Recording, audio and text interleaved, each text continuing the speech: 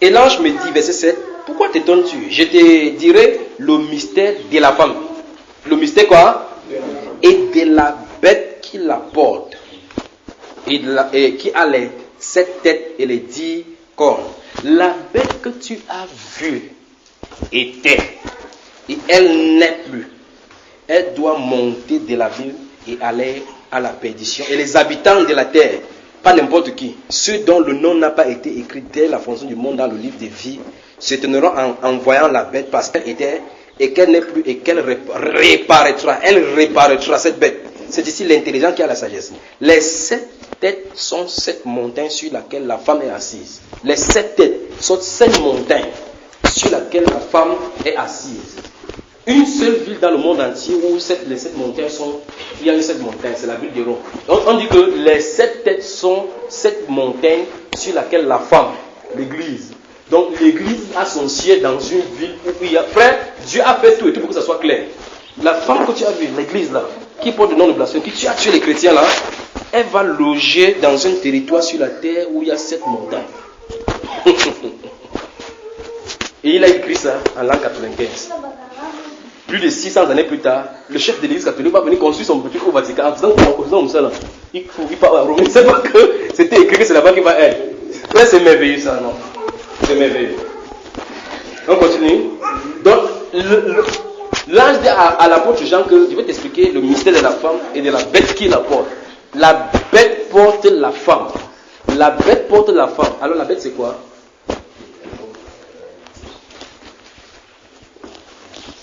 Attends, chapitre 13.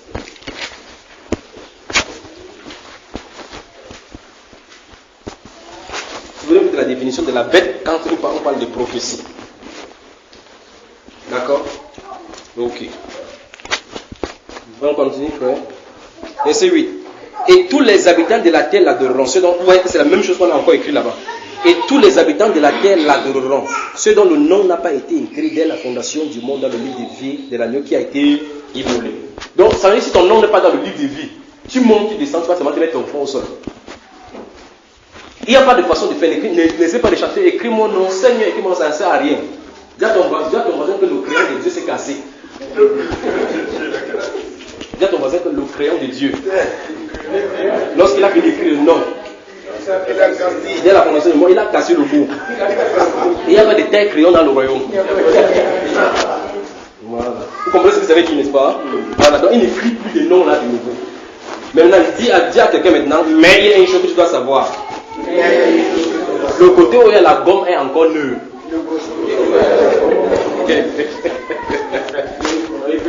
Donc il peut effacer. Comme il a écrit déjà, il ne réécrit plus. Mais il peut effacer. Voilà. Donc c'est écrit pour toujours, pour effacer, mais il ne réécrit plus. On dit cette catégorie de personnes qui vont adorer ceux dont le nom n'a pas été écrit pour la fondation. Donc, quand Dieu, vous montez, vous descendez, vous allez voir la sémence prédestinée ici. Quand Dieu a créé, avant que ses enfants étaient là, il a mis les noms dans la liste parce que chacun connaît ses enfants. Vous pouvez me dire que j'ai combien d'enfants, comment il me dit 7 enfants alors que j'ai 2 enfants. Il connaît ses enfants. Et le véritable problème, c'est que toi et moi qui sommes ici, si tu sais que ton nom n'est pas écrit, monte, descends, tu ne pourras pas faire autrement. Mais si tu es là que ton nom est écrit, tu t'amuses, on peut plutôt effacer. Je vous ai expliqué plusieurs fois les 3 catégories là, dans la Bible. N'est-ce pas, bien aimé? Ok, donc. On dit donc que ce sont ces gens-là qui vont. Et on dit tous les habitants de la terre. Vous voyez comment je vous ai parlé du langage de Dieu chaque fois. Si on dit tous les habitants de la terre, tu as compris que tous les êtres humains sur la terre. Après on dit ceux dont. Tous les habitants de la terre, ceux dont. Le nom n'a pas été écrit. Donc c'est dans ce groupe qu'on avait dit tous eux. C'est pas tout le monde finalement. Dis à ton voisin le langage de Dieu. Le langage de Dieu. De la même façon, quand on dit par exemple que c'est la volonté de Dieu que tous les hommes soient sauvés. C'est pas tous les hommes, les êtres humains sur la terre. Vous avez expliqué ça plusieurs fois, non? Parce qu'il ne peut pas vouloir que tous les hommes soient sauvés. Et que dès le départ, les gens, certaines personnes n'ont pas été écrites. Vous voyez, n'est-ce pas? Ok. Verset 9. Si quelqu'un a des oreilles qu'il entende. Regardez la façon que la personne qui parle. Regarde. Lorsqu'il parle à l'église, il va dire si celui qui a les oreilles entend ce que l'esprit dit aux églises. Ici, il dit que si quelqu'un a l'oreille qu'il entend, l'église n'est plus là. L'église n'est plus là. Ce n'est pas à l'église qu'on s'adresse. On avance. Verset 10. Si quelqu'un mène en captivité, il ira en captivité. En fait, il veut dire que si quelqu'un est destiné pour la captivité, Le langage qui est là-bas, c'est que si tu es destiné pour la captivité, de toute façon, tu partiras. Je sais pas pourquoi on a traduit ça de cette façon-ci. Ce qu'il a dit là, c'est que si quelqu'un est destiné pour la captivité, il va seulement partir. Si quelqu'un tue par l'épée, il faut qu'il soit tué par l'épée. Donc si tu es destiné à être tué par l'épée, tu vas sauf être tué par l'épée. C'est ici la persévérance et la foi des saints. Remarquez la façon dont on parle des saints cette fois-ci. On a dit que on a trouvé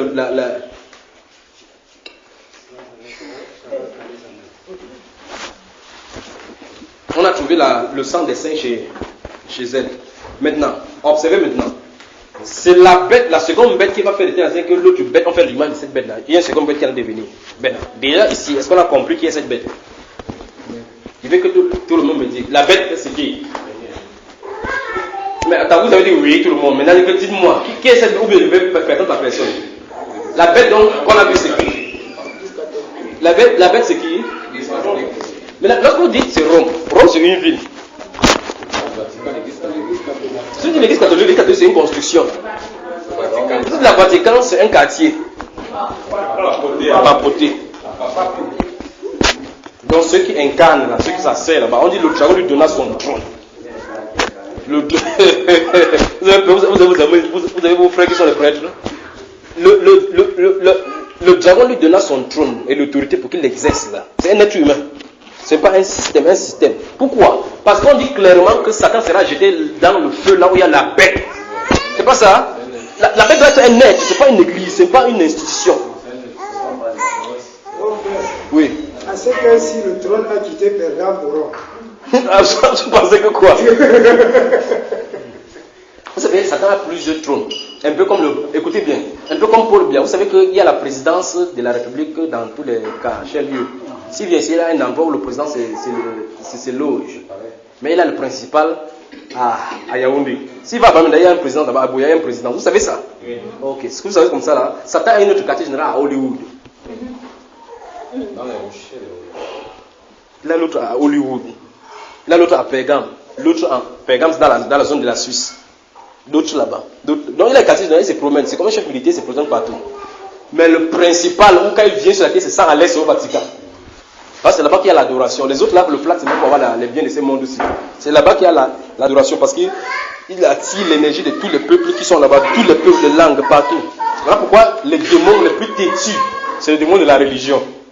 Moi, je connais seulement 3 églises, catholiques, protestants et les musulmans. On confond les musulmans à l'église maintenant. Vous voyez là, n'est-ce pas? Ok. Maintenant, cela identifié. Lisons rapidement où l'autre va venir, verset 11. Puis j'ai vu monter de la terre. Puis j'ai vu monter de la terre une autre bête. Vous y êtes? Qui avait 2 cornes semblables à celles d'un agneau. Et qui parlait comme un dragon. Vous voyez, la façon que si vous lisez seulement l'histoire des États-Unis, comment ils ont sorti en 700, avant la Constitution. Les pères fondateurs, Abraham Lincoln et autres qui sont constitués pour parler. Parler des pays de la liberté, mais c'est à l'intérieur que la plus grande des corruptions, les plus grandes des privations de liberté des droits de l'homme se trouvent. Alors avancez, ce n'est pas le temps de parler de ici. Verset 2. Elle exerçait toute l'autorité de la première bête. Elle exerçait toute l'autorité. Toute l'autorité. Donc maintenant, si vous regardez sur la terre, maintenant vous allez remarquer comme si le gendarme du monde c'est qui? Non. Vraiment. C'est les États-Unis. Les États-Unis, il va à quelque part, l'ONU vote quelque chose qui ne va pas, il continue à partir. Il dit que les États-Unis veulent aller quelque part. Est-ce que les États-Unis ont voté, est-ce que l'ONU a voté quelque chose pour qu'ils partent pour la guerre en Irak? Ils sont partis, on leur donne les sanctions. Elles sont données les sanctions aux États-Unis. Qui tente alors, il confirme. On dit que cette bête-ci, la deuxième-ci, exerçait toute l'autorité de la première bête. Donc il est censé voter. C'est Rome qui est censé dominer. Mais pour le moment, celui-ci exerce son autorité. En sa présence. Pourtant, cette autorité est là. Cette bête-là est là. Les deux sont mais c'est terrible, frère. Regardons. Elle opérait des grands signes. J'espère qu'elle n'est pas sortie là. Je n'ai pas fini. Elle faisait la terre, voici 12, la partie B. Et elle faisait que la terre et ses habitants adoraient la première bête dont la blessure montée avait été guérie. Vous avez vu ça, n'est-ce pas? Oui. Donc, pendant qu'elle exerce cette autorité-là, elle donne la fait allégeance avec les catholiques pour que tout le monde bave là. Vous voyez ça, frère? Est-ce que vous voyez? Vous voyez, frère? Ok, avançons. Elle opérait de grands prodiges, même jusqu'à faire descendre du feu du ciel sur la terre à la vue des hommes. Vous voyez, on va parler dans Matthieu chapitre 24, des signes dans le ciel. Les satellites qu'on va envoyer dans le ciel, qui vont aller toucher le ciel, le signe. Les gens vont aller dans le ciel. Les gens vont aller chercher des choses dans le ciel. Et elle séduisait les habitants de la terre par les prodiges qui lui étaient donnés d'opérer en sa présence et la bête, et en présence de la bête, disant aux habitants de la terre de faire une image à la bête qui avait la blessure de l'épée qui vivait. C'est là où le problème arrive maintenant, n'est-ce pas? Ok. Maintenant, il peut parler. Tout à l'heure, il demandait que c'est qui vous avez dit Vatican. Il dit non, Vatican, c'est vrai, c'est une construction. Et vous dites que l'Église catholique, c'est une construction encore. Vous dites c'est la papauté.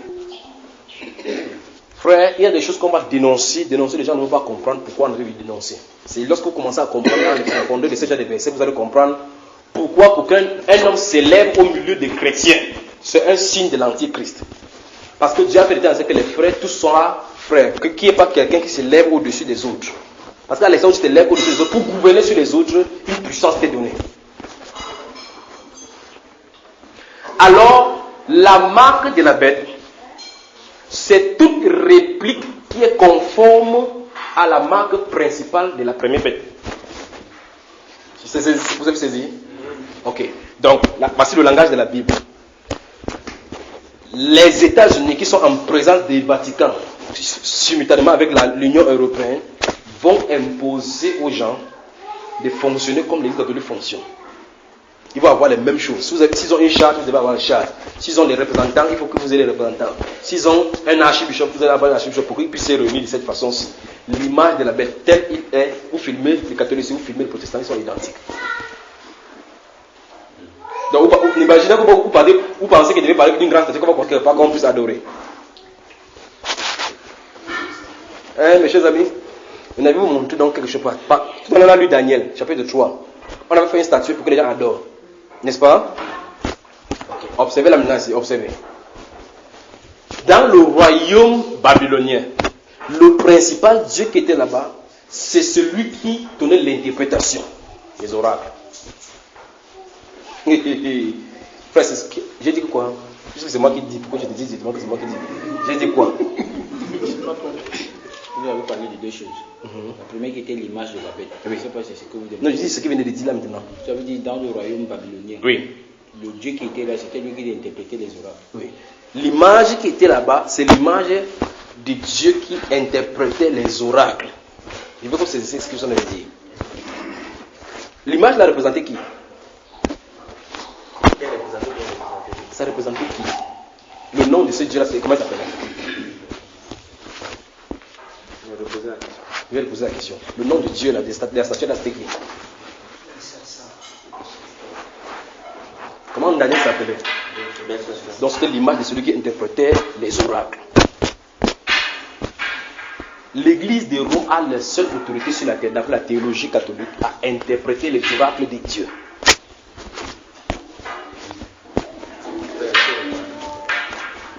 J'ai dit c'est lourd, ça. Ok, je vais revenir. Chapitre 2 de Daniel, Nebuchadnezzar a un rêve. Il ne va même pas donner l'explication. On dit que voici, il y a quelqu'un dans ton royaume qui a l'esprit des dieux. Ce n'est pas un temps, c'est que l'esprit des dieux habite en lui. Il peut donner l'interprétation. Quelle est alors l'interprétation? Remarquez très bien, lorsqu'on avait pris Daniel, déjà du peuple juif, pour le mettre à part, on lui a donné le nom de Belshazzar directement. Alors, on n'a pas donné le nom après qu'il l'ait interprété. On l'a vu, on l'a donné, quand on a donné Abednego ici, Shadrach, Meshach, qui sont les noms babyloniens, on a tout fait tourner vers lui, on a dit Belshazzar. Alléluia. Ok, maintenant, c'est Belshazzar qui va aller donner l'interprétation au roi. Regardez bien. Je veux que vous voyez les images qui sont présentées. Voici Belshazzar qui va vers le roi. Et ce roi-ci va faire en sa présence qui est cette image-ci pour que les gens puissent adorer.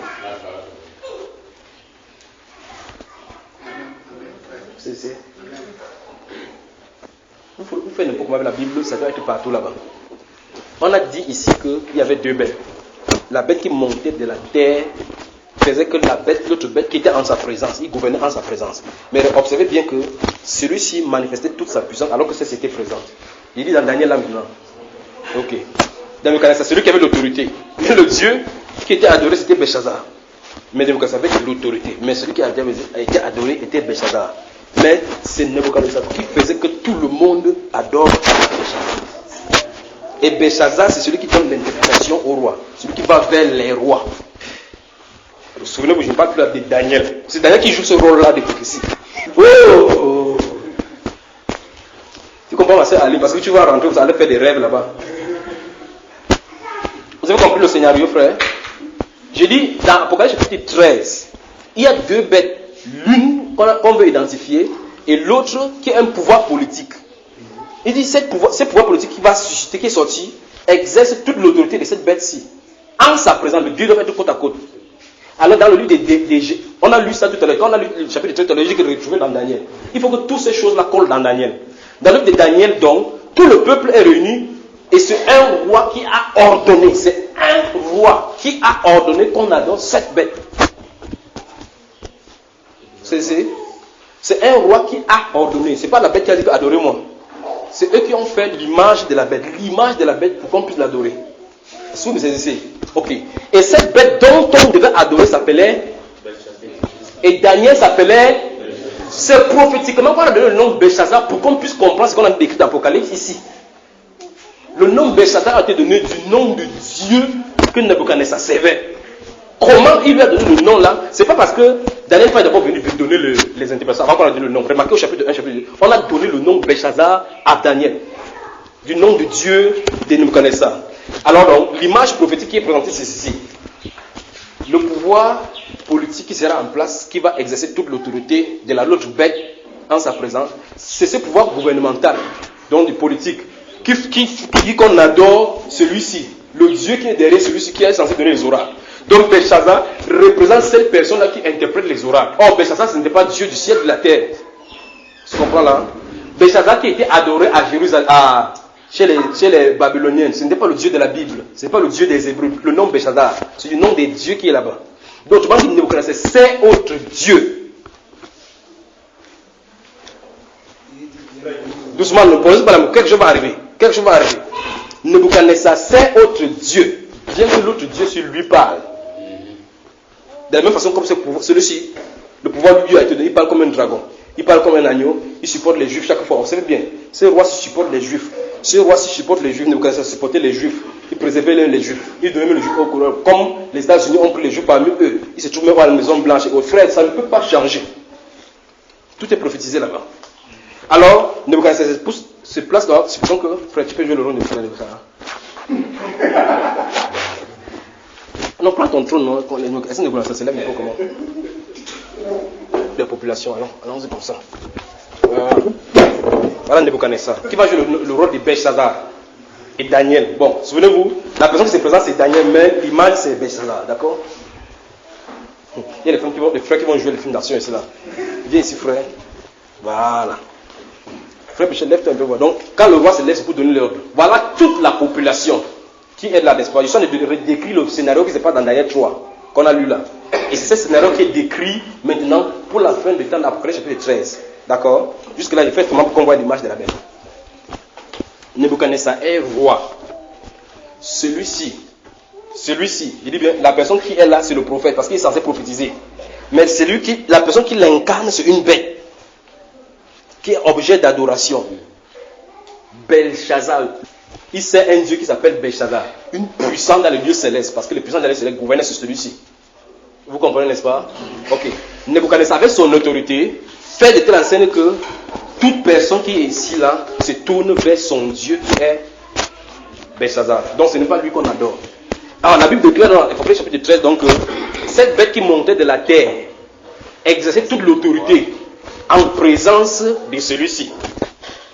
C'est en présence de celui-ci. Et il faisait que tous les habitants de la terre, ceux dont le nom adorent la bête, la première bête qui n'était plus, qui revenait. Voilà, n'est-ce pas? Vous comprenez, bien aimé? Ok.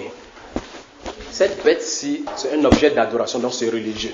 Lui-ci, c'est un pouvoir politique. Et dans les deux, tous les deux exercent le pouvoir du dragon. Frère, un voleur, c'est Satan qui lui donne le pouvoir. Un kidnappeur, c'est Satan qui donne le pouvoir, mais il y a un voleur qui donne le kidnappeur. Un homosexuel, son nom vient de Satan. Un menteur, son nom vient de Satan, un homosexuel. Quelqu'un peut être homosexuel, il est lui droit, il ne manque pas lui tranquille. Vous savez ça, n'est-ce pas? Quelqu'un peut être menteur, bien, mais n'est jamais homosexuel. Mais les attributs là sont les attributs de Satan. Donc celui qui est ici, qui est à Nebuchadnezzar, c'est une autre branche de l'armée satanique. C'est-à-dire que c'est une autre onction de Satan qui est ici, du gouvernement, parce qu'il y a l'attribut de gouverneur aussi dans Satan, le dominateur. Ici, il y a une autre partie de Satan qui est l'attribut Dieu, c'est-à-dire que l'objet d'adoration, qu'on veut adorer. C'est ça qui est exprimé ici. Ici, c'est l'attribut de domination. Pour que l'attribut de domination subjugue les gens à adorer.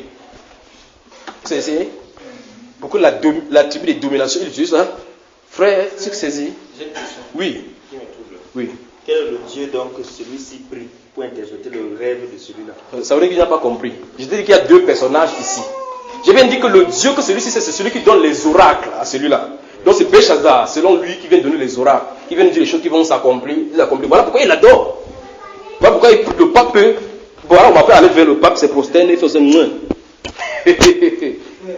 Il fait bisous sur sa bague. Attends d'abord, tu comprends un peu, n'est-ce pas? Celui-ci, je dis bien, il y a deux personnages. Il y a le prophète qui a de jouer ce rôle. Il y a le prophète qui a de jouer ce rôle-ci. Voici pourquoi ce personnage-ci, dans la Bible, est appelé le faux prophète, qui va vers le roi de la terre pour le séduire. D'accord? Tu as lu l'Apocalypse, frère? Voilà pourquoi je vous avais dit que vous lisiez. Si vous lisez cette explication, ce sera facile comme ça. Cette personnage-ci, il y a le prophète Daniel ici, il y a le dieu Belshazzar. Il faut que j'ai pas lu. Daniel était Non, c'est pas une chose, parce que ça va faire choix. Je n'ai que une personne. Daniel était possédé par Même Daniel qui est là-bas au niveau a causé le problème maintenant. Attendez. Même Daniel lui-même a commencé à me poser le problème. Il dit que tu veux me dire que j'étais possédé par Belshazzar. Vous voyez, je suis en train de dire quelque chose que la personne de Daniel était un prophète. Sa vie prophétisait, bien que c'est Dieu qui lui parlait de l'oracle. Mais le roi qui était là-bas, ce n'est pas le Dieu. Ce n'est pas le Dieu de Daniel qui voyait là-dedans. Il voyait Belshazzar.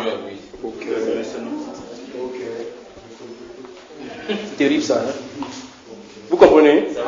Mais le but de ce qui est écrit ici, ce n'est pas pour les Babyloniens, c'est pour l'église, pour nous. C'est pourquoi c'est écrit. Si Daniel chapitre 3 ne se trouve pas dans la Bible, vous aurez du mal à comprendre Apocalypse chapitre 13. Ok, maintenant, je recommence encore ce qui est dit. Nebuchadnezzar a fait une statuette, une image de son Dieu, pour que les gens puissent adorer. En adorant ce Dieu, cette statuette qu'on est en train de voir, on a envie d'adorer le Dieu qui est derrière. Vous comprenez? Et celui-là sort une loi de c'est-à-dire que si celui qui n'adore pas cette statuette, cette image, il n'est pas avec lui, donc on va le zigouiller, n'est-ce pas? Ok. Intéressons-nous maintenant, c'est compris avec le pouvoir politique, n'est-ce pas? Parce qu'il faut qu'il y ait les États-Unis avec les catholiques, face à face, d'après les prophéties de Daniel chapitre 3. Il faut que ça soit comme ça. Donc si on trouve le moment sur la terre, on va dire que toute personne qui n'adore pas, il faut que quelqu'un dise ça. Or, ce n'est pas le dragon lui-même qui dit que adorez-moi. Il suscite quelque chose, quelqu'un qui va faire pour que votre attention soit guidée là-bas. Comme Belshazzar faisait, comme Nebuchadnezzar faisait, que les gens adorent. Nebuchadnezzar n'a pas fait sa statuette à lui. Nebuchadnezzar n'a pas fait une statue représentant son image, qu'on l'adore. C'est une statue de son Dieu. Est-ce qu'on s'est saisi? Maman, on se comprend? Et vous, ça soit bien aimé.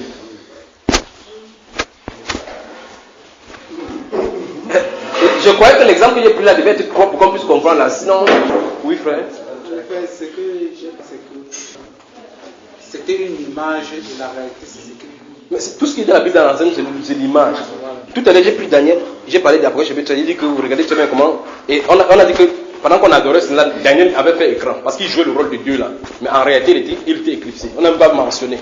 Donc l'église avait été enlevée. Tu n'étais pas encore là quand on parlait de ça. Non, je suis. Et j'ai donc dit que dans l'Apocalypse chapitre 13, ça se trouve de la même façon. Quand on a adoré l'image de la Belle, le vrai adorateur n'est plus là. Écoute, mon problème n'est pas en train de voir, mais je suis en train de comprendre ce que je suis en train d'expliquer. Parce que quand tu as parlé, j'ai compris, donc selon la photo, pourquoi tu as parlé de la photo. C'est la même façon que toutes les églises ont pris l'exemple là-bas. Applaudissez pour le frère. Applaudissez donc pour le frère. Applaudissez donc pour le frère. Applaudissez pour le frère.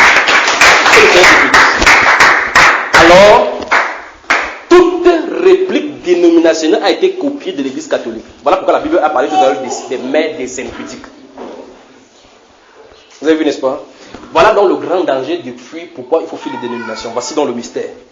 Parce que tous ceux qui sont ici à l'intérieur vont prendre la marque de la bête. Tous ceux qui sont ici à l'intérieur, s'ils ne sortent pas, ils vont prendre la marque de la bête. Voilà pourquoi Dieu a donné l'injonction de sortir du milieu d'elle. Vous Voilà, n'est-ce pas? Alors, il y a un enseignement, c'est pas dans un enseignement audio bien écrit, il avait dit que toi, pasteur, il n'y a pas de représentation dans la Bible des pasteurs qui dirigent une seule assemblée, un pasteur d'une assemblée. Vous devez savoir que le prince de la puissance de l'air vous a séduit et vous a communiqué sa vision, son image pour que vous représentez. Vous allez beau parler contre les catholiques, vous êtes ses filles. Vous avez remarqué, vous avez écrit ça dans le livre, dans le réveil. C'est de ça que je voulais parler. Voilà. C'est de ça que je voulais parler. C'est-à-dire, tu vas vous prêcher contre les catholiques n'importe comment. L'église protestante va vous dire n'importe comment que les catholiques sont comme ça, ils prient Marie. sont les filles. C'est que quand une femme accouche d'une fille, la fille peut lui ressembler, mais les traits caractéristiques ne seront pas totalement. Donc le nez peut être un peu court, mais elle ressemble quand même sa mère. Donc le nez court peut représenter le fait qu'il y ait Marie là-bas. Donc tu prenez seulement Marie dans l'église catholique, mettez au niveau de l'église protestante, vous voyez quoi? Ça devient l'église protestante, l'église catholique entièrement. Parce qu'ils ont les habillements la même chose, la précise la même chose. Le chef là-bas, le grand chef là-bas, on l'appelle modérateur. Ils savent qu'il ne veut pas seulement dire pape. S'ils disent pape, ça donne la même chose. L'image de la bête. Ils ont commencé donc à fonctionner selon la réplique de cela. Ils ont commencé à fonctionner selon la réplique de cela. Conséquence, suivez attentivement là maintenant. Suivez attentivement. Conséquence, Belshazzar qui était le dieu qui donnait les oracles à Nebuchadnezzar.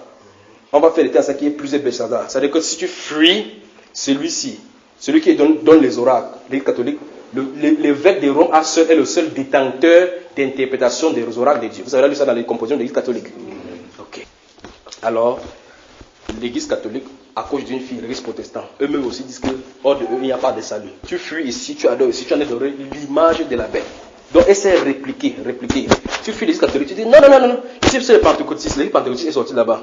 Regardez comment on va commencer à coucher. Pas protestant, catholique, la mère des abominations. Les protestants sortent, les calvinistes sortent, les baptistes sortent. Voilà, n'est-ce pas? Les témoins de Jéhovah, ils commencent à sortir. Faites des ramifications. Donc, à l'instant où tu prends le nom d'une dénomination, tu es identique à l'Église catholique. C'est ainsi par la parole. C'est pour ça qu'on dit que tous les habitants de la terre ont été abreuvés de son impudicité. C'est au travers de cela. Donc ce n'est pas qu'on a dit qu'aller commettre l'impudicité, ce n'est pas cela. L'impudicité, c'est que c'est au travers de cela que les faux enseignements sont donnés et ça contamine les gens. Vous comprenez bien aimé? Donc l'image de la bête, ce n'est pas un grand dessin qu'on a filmé que la bête, ce n'est pas ça dont il est question. C'est que la réplique de cette première bête, c'est pour ça que c'était important d'identifier qui est la première bête. Si vous identifiez, vous allez voir que toutes les choses se passent. J'ai utilisé un langage dans un enseignement de l'église catholique miniaturisée. Vous vous souvenez, n'est-ce pas? L'église catholique miniaturisée. Pourquoi? Parce que il suffit seulement qu'on agrandit ta femme, tu te retrouves que tu es à Vatican. Un pentecôtiste va créer son église étant au Nigeria. Vous entendez dire qu'il est général Ovasia. Il est au Nigeria, son quartier général. Prenez ça pour l'église catholique, vous allez voir. L'église catholique a son quartier général au Vatican. Donc, le pape, c'est le général Ovasia. Mais c'est possible pour le catholique. Commencez à faire comme ça les branches. Les grands pasteurs sont nommés dans la région. Exactement comme les archevêques. Changez les noms tout simplement. Vous voyez là, on se trouve, n'est-ce pas? Alors, Satan a communiqué une vision. Et c'est ça qui a grandi comme ça. Satan a communiqué une vision, ça qui a grandi comme ça. Parlons donc de la marque de la bête. C'est automatique là maintenant. C'est automatique là maintenant. Si vous comprenez l'image de la bête, vous comprenez la marque directement. Que non, c'est la puce qu'il faut qu'on mette sur la main. La puce avec les informations. C'est ça que la Bible a dit parler.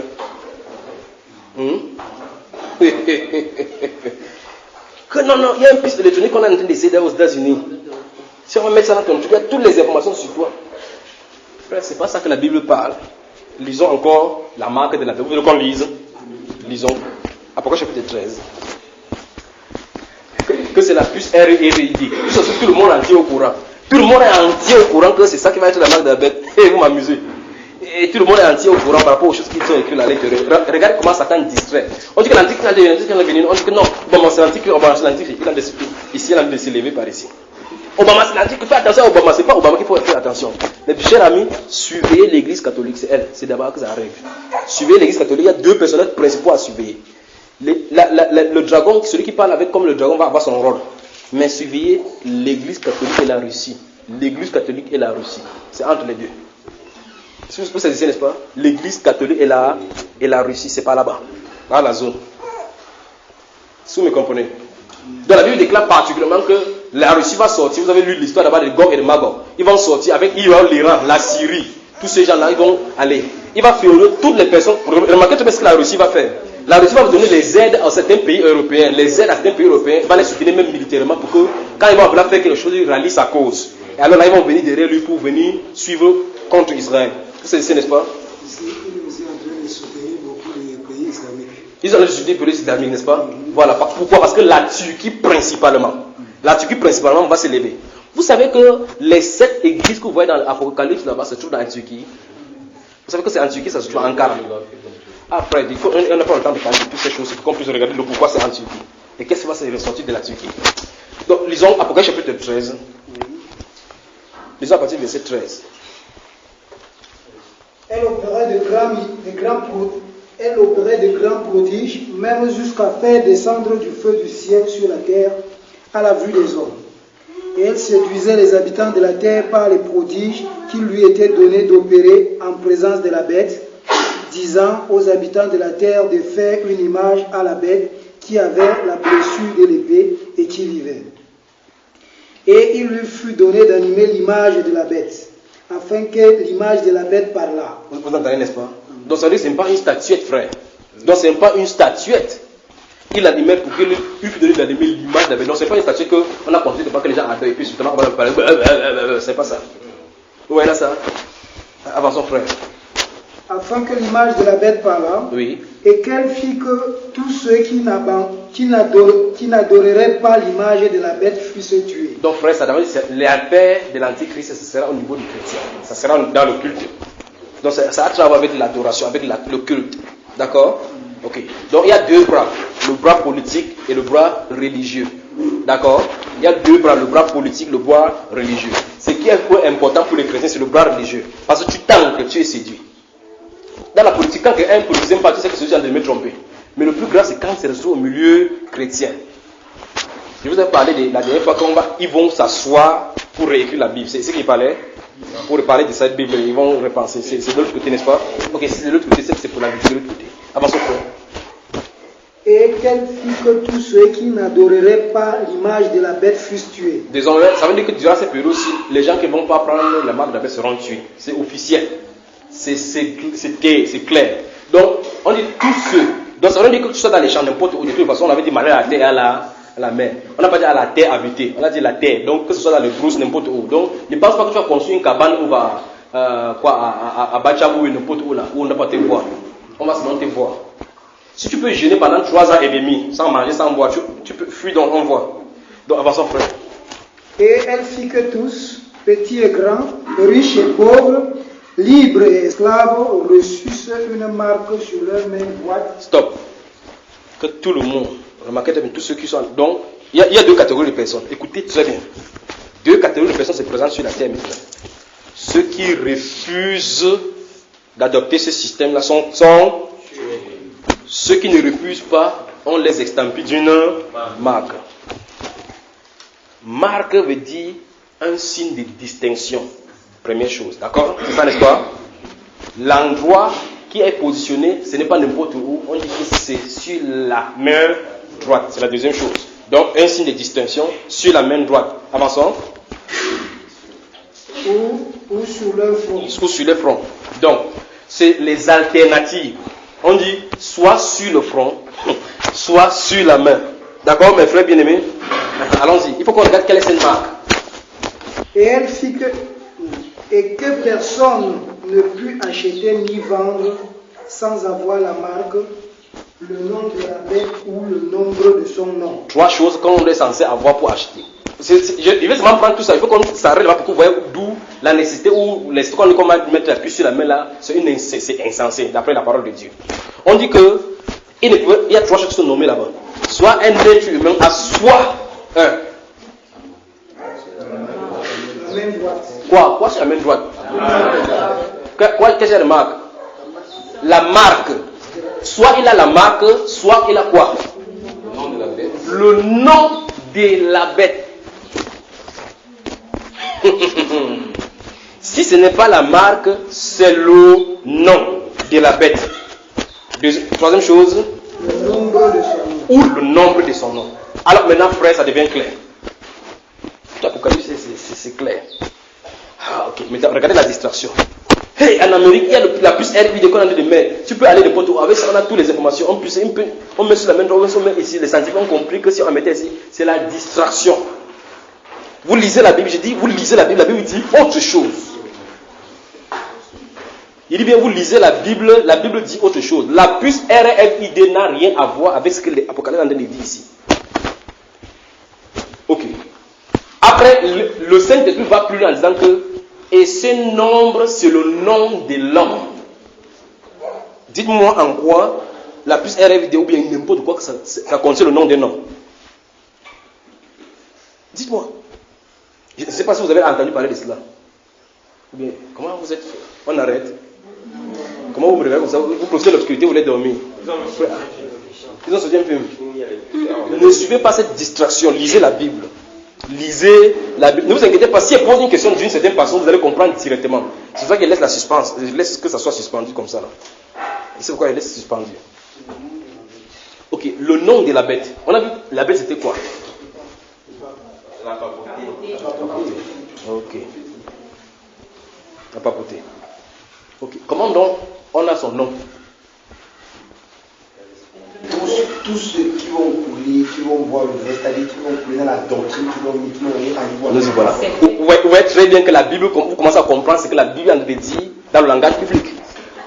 Ça veut dire qu'ils vont s'asseoir, ils vont s'uniter, ils vont sortir leur doctrine à eux, et les gens qui seront en accord avec cela. Quelqu'un m'a posé la question, je ne sais pas où quelqu'un m'a posé la question sur la main d'association qu'on donne. Sur la main d'association, je ne sais pas qui m'a posé cette question.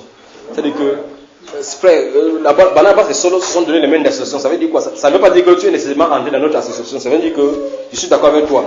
Que moi je vais chez les païens, je prêche, toi tu pars chez les trucs, tu prêches, mais nous prêchons la même chose. La main d'association, se donne les mains. Quand on regarde, on voit qu'il en a donné la main d'association. La main d'association. Un accord. Un accord. Oui, frère. Donc, on a rien à voir avec ce qu'on nous appelle dans le passé, que c'est une marque ici. Ça n'a rien à voir. Il dit, mais ne vous inquiétez pas, vous touchez l'autre domaine. C'est tout du côté de Dieu, vous allez voir directement de quoi il est question. Donc ne pensez pas que vous allez voir les hommes avec le marchand, vous allez dire, mais c'est bien fait ça, vraiment, c'est Hollywood et le Nollywood. Et vous savez qui contrôle Nollywood, n'est-ce pas? Vous savez qui contrôle Hollywood? Il dit, vous savez qui contrôle Hollywood, non? C'est Dieu, c'est l'esprit de Dieu. Ah, c'est qui? Donc c'est l'esprit de Satan qui vient dire que non, voilà comment on va écrire le 6 sur 6. Donc c'est Satan a répété la Bible. Dis à ton voisin, lis la Bible. Voilà. Et maintenant on dit que ce nombre-là était un symbole, en calculant par le chiffre, ça donnait 666. On ne s'intéresse pas au chiffre, on s'intéresse au nom. Le chiffre, ça veut dire que si tu trouves la personne, si tu calcules son nom, ça va donner 666, c'est le nom de la personne pour identifier la personne. Ce n'est pas le nombre qui est important. C'est que, je vais prendre un exemple pour que vous compreniez ce qu'il veut dire, n'est-ce pas? Je vais prendre un exemple pour que vous compreniez. On dit que, par exemple, que la bête, les 7 montagnes sur lesquelles la femme est assise sont, les 7 cornes sont 7 montagnes où la femme est assise. Je dis, il y a une seule ville au Cameroun, enfin, dans le monde entier, où il y a une 7 montagnes. Vous dites, Yaoundé aussi est aussi appelée la ville aux 7 collines. J'ai dit oui, jusque-là on est d'accord. Mais y a-t-il quelque chose à Yaoundé qui est né toute la terre? Vous dites quoi? Non, donc ça veut dire que c'est terminé. Il y a une autre personne, il faut qu'on cherche ça ailleurs. C'est ce que je veux dire. Qui est né toute la terre? Parce qu'on a dit non, on n'a pas donné une seule condition.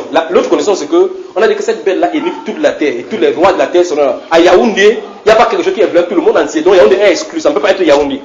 Il faut regarder ailleurs. Je veux dire que les conditions qu'on a données les deux, on pousse davantage la lumière pour qu'on identifie qui est la personne. Ce n'est pas la marque qui est le problème, ce n'est pas le chiffre qui est le problème, c'est la marque. On dit, si tu trouves cette personne, tu vas calculer son nom, ça va donner ce nombre-ci. Si on parvient à identifier la personne, Vicarius Philis Diez, vous calculez ça donne 666. L'autre son nom, Dex Clery, vous calculez ça donne 666. Est-ce que vous comprenez? Donc ça identifie la personne. Alors maintenant, ça veut dire il veut dire que toute personne qui sera sur ce système-ci, qui sache que l'esprit antichrist est en lui, il va adorer la bête sans s'en rendre compte. Amen. Alors finalement, la marque qui est sur le front, c'est l'onction de l'antichrist, pas une marque physique. Apocalypse chapitre 14.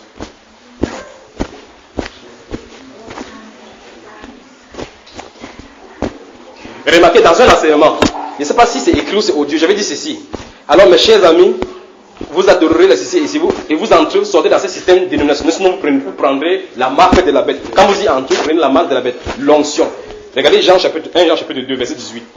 Mais bien aimé, c'est la dernière heure. Et vous, comme vous avez entendu qu'il y a plusieurs qu'un antéchrist vient, il y a maintenant plusieurs antéchrists dans le monde. Oui, parce que là nous connaissons que c'est dans la dernière heure. Comment on sait que ce sont les antéchrists? Parce qu'ils ont déjà l'onction, la manifestation de cet esprit-là sur eux. Amen. Ils sont sortis du milieu de nous. Donc c'était à notre milieu. L'esprit là faisait des choses comme si c'était nous. Mais subitement on a vu clairement que les esprits étaient différents. Ils sont sortis, ils ont pris leur... N'allez pas croire ces choses. C'est comme on va mettre le truc ici, on met le truc ici, on va mettre les prunes. C'est comme la... C'est comme la... Vous appelez ça quoi? Que c'est comme le riz. Le grain de riz, mais ça va disparaître. Ça n'a rien avec la Bible. Parce qu'il a dit que n'ayez pas peur. Ceux qui peuvent tuer de la chair. Et qui, parce que l'adoration doit être faite en esprit. L'adoration, la corruption, c'est en esprit. La chair et le sang, là, ne peut pas hériter. Donc on ne peut pas adorer avec la chair. Si on prend ces chairs, on cloue, on détruit, ça ne fait absolument rien dans le royaume du Seigneur. Vous comprenez? Parce que Dieu est esprit. Donc prendre la marque de la bête, c'est accepter l'esprit antichrist. Et un antichrist doit venir. Celui qui a la puissance de la manifestation. Mais depuis le tour de Jésus, il dit qu'il y a plusieurs antéchrists. Comment sont les antéchrists déjà? Parce qu'ils ont l'onction là, qui manifeste. Vous voulez qu'on lise quelque chose pour que vous voyez. Souvenez-vous, on a parlé ici de la marque dans ce chapitre 13, on dit que la marque va être soit sur le front ou bien sur... Je vais seulement vous montrer quelque chose pour que vous voyez. C'est pour ça qu'il vous a dit que si vous montrez du côté de Dieu, vous allez voir directement de quoi il est question. D'accord? Ok. Maintenant, observez. Quand les gens sont venus allumer la lumière, c'est par exemple qu'ils voient les faces des filles là qui sont en train de dormir. On a coupé. Bon, quand les... Donc on ferait mieux de finir vite, n'est-ce pas? Vous savez que même si à l'obscurité, il veut prêcher seulement. Quand écoutez bien ici. Quand quelqu'un est scellé de l'esprit antéchrist, il part directement c'est pour le feu. Pas vrai? Ça veut dire que c'est le passeport pour aller pour l'autre côté. Ok. Chapitre 14, lisons verset 1, voire des Apocalypse. Lisons. Je regardais, et voici, l'agneau se tenait sur la montagne de Sion, et avec lui 144 000 personnes, qui avaient son nom et le nom de son Père écrit sur leur front. Stoppons. Vous voyez là, frère? Vous voyez, frère? Amen. Ok. Rentrons au chapitre 7. Écoutez très bien. On dit que quand il a vu les 144 000 personnes, ils avaient le nom de l'agneau et le nom de son Père, son front. Donc vous voyez, vous allez voir 144 000, on a écrit Yahweh et Jésus-Christ de Nazareth sur le front. Dis à ton voisin, tu vas lire la Bible à la manière de la Bible. Voilà. Maintenant, je vais que vous voyez maintenant c'était quoi les questions. Maintenant, lisons le verset 1 du chapitre 7 de l'Apocalypse. Allons-y. Après cela, oui. Je vis 4 anges debout aux 4 coins de la terre. Ils retenaient les 4 vents de la terre, afin qu'il ne soufflât point de vent sur la terre, oui. Ni sur la mer, ni sur aucun arbre. Oui. Et je vis un autre ange qui montait du côté du soleil levant, oui. Et qui tenait le sceau de Dieu. Stoppons. Ne soyez pas distrait là maintenant. Ne soyez pas distrait. Laissez-les pleurer, c'est leur ministère là-bas. Donc il dit, il a vu 4 anges se tenant debout des 4 côtés de la terre qui retiennent les 4 vents. Vous savez bien les différentes choses qui doivent frapper la terre. Alors, un autre ange va sortir. Souvenez-vous, cette chose se passe dans le période du ministère des 2 anges, des 2 messagers. D'accord? Ok. On dit donc que l'autre ange va sortir du temple et veut dire aux 4 anges que ne relâchez pas encore les persécutions sur la terre. Ne relâchez pas encore les fleuves sur la terre jusqu'à ce que les 144 000 personnes soient scellées, soient frappées du sceau de Dieu. Et tout à l'heure, lorsque nous expliquons, j'ai dit ceci, que durant cette période-ci, 2 personnes seront chez les Juifs, seront en train de prêcher l'évangile. Et les gens vont croire, les 144 000 personnes que Dieu a prédestinées vont croire. Le Saint-Esprit va venir, l'Esprit de grâce sera déversé sur eux pour qu'ils puissent recevoir l'Esprit de Dieu. Vrai ou faux? Ok. Ici on dit que l'autre ange a donné l'injonction aux 4 anges qui ne relâchaient pas encore jusqu'à ce que, allons-y, jusqu'à ce que... Et je vis un autre ange qui montait du côté du soleil levant et qui tenait le sceau du Dieu vivant. Il cria d'une voix forte aux 4 anges, oui. À qui il avait été donné de faire du mal à la terre et à la mer. Oui. Et il dit, ne faites point de mal à la terre, ni à la mer, ni aux arbres, jusqu'à ce que nous ayons marqué du sceau le front des serviteurs de notre Dieu. Oui.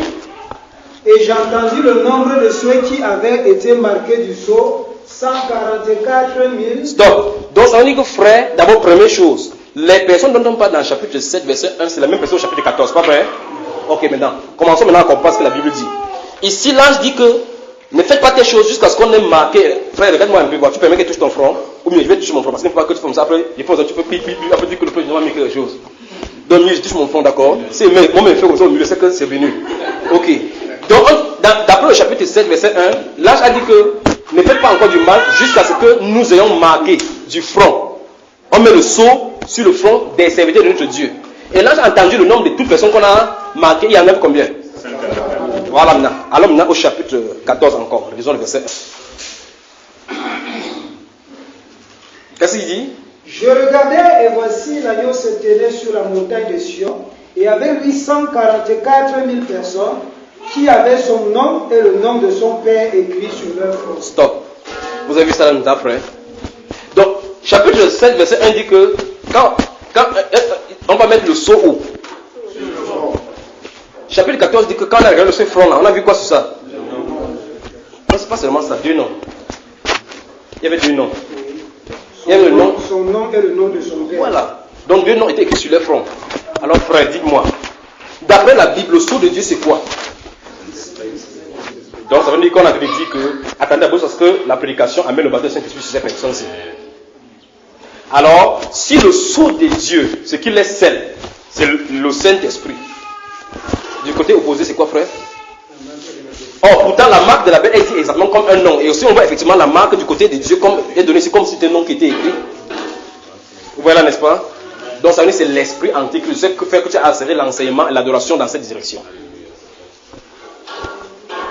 Voilà pourquoi c'était important d'identifier qui était la bête. Si on a fait qui était la bête et ce qu'elle est censée faire, on va comprendre la marque. Lorsqu'on va aller dans le commerce, je vais prendre seulement que je peux vous montrer quelque chose. Je ne sais pas si vous avez des choses que vous avez achetées ici, soit quelqu'un a quelque chose là qui l'a. Boîte de lait, vous avez? Il y a ça ici. Donnez-moi la boîte de lait quelque part. Ok. Nous y voilà. Ok. Vous dites, écoutez-moi maintenant. C'est là où je vais mettre au défi maintenant tout le monde. Vous dites, frère, dites que peut-être il y a eu un enlèvement. Non, dis à quelqu'un, peut-être il y a eu un enlèvement. Et nous sommes ici en train de prêcher sur l'enlèvement. Dis à ton voisin que peut-être il y a eu un enlèvement. Et nous sommes en train de prêcher sur l'enlèvement. Ok, nous sommes d'accord qu'il n'y a pas encore un enlèvement. Ok, voici donc, je prends cette boîte-ci parce que presque tous vous allez acheter dans les supermarchés, il y a ces choses, c'est le code barre. C'est-à-dire que si vous allez par exemple à Casino ou à Score, il y a un appareil au milieu, vous faites comme ça, vous voyez le prix. Ça fait vous voyez le prix. D'accord? On appelle ça le code barre. Et voici ce que les chrétiens, entre guillemets, de notre époque disent. Le code barre, il y a 3 barres qui sont les premiers barres du début, au milieu encore 2 premiers barres qui sont plus longs que l'autre.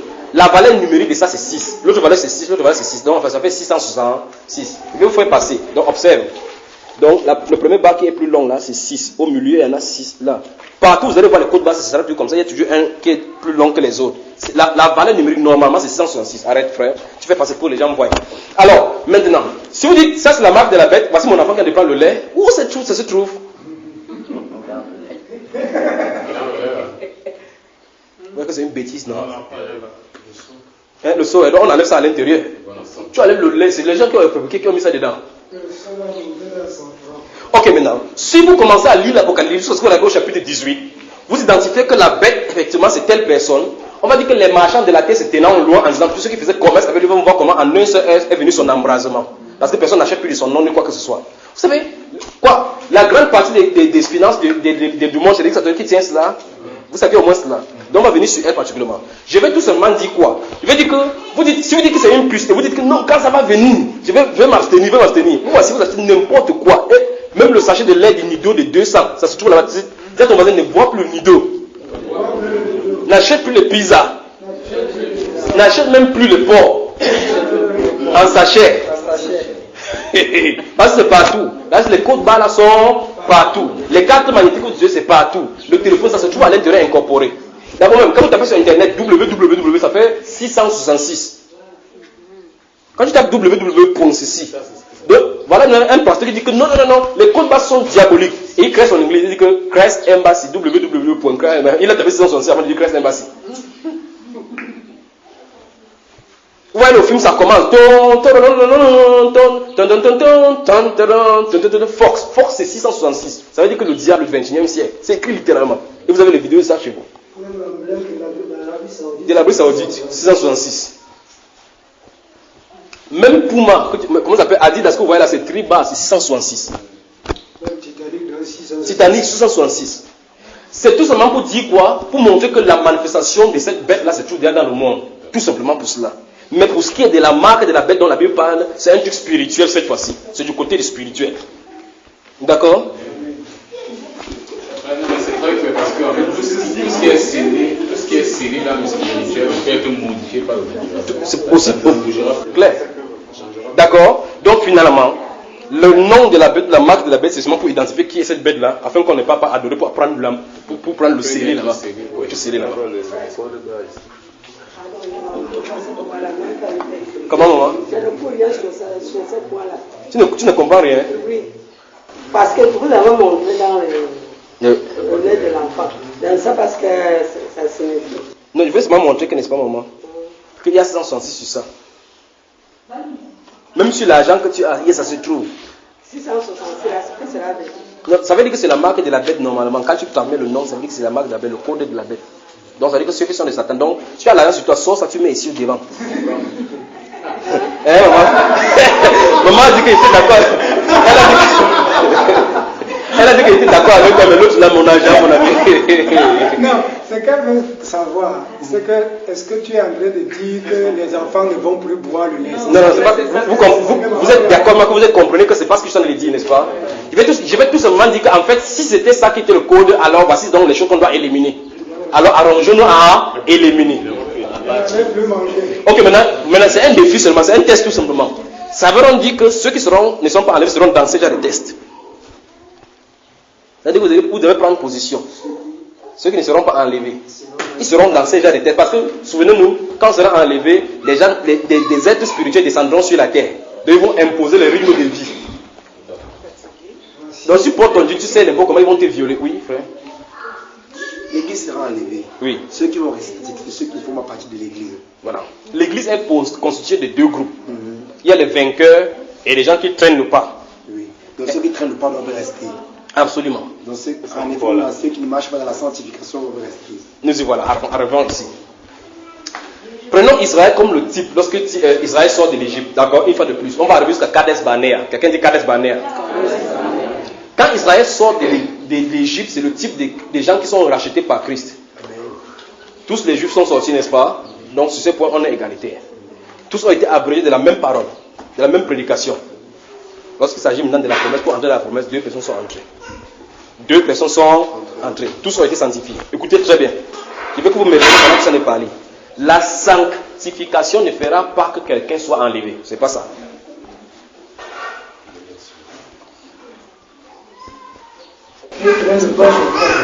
Hein? Ils prennent le pas avec chez moi. Qui ça? Qu'est-ce qui ne serait pas arrivé? C'est pour ça qu'il veut. Elle a traîné le pas. C'est ça qui veut arriver. C'est exactement pour ça. C'est pour ça qu'il dit d'autres choses. L'autre chose, c'est que la sanctification, c'est pas ça qui fait qu'on soit enlevé. C'est une partie de la chose. Maintenant, regardez. Dans Matthieu 25, s'il y a un passage qui est clair dans la Bible, c'est Matthieu 25. Dans Matthieu chapitre 25, on fait état de 2 groupes. Vierge, quelqu'un dit vierge. Sage.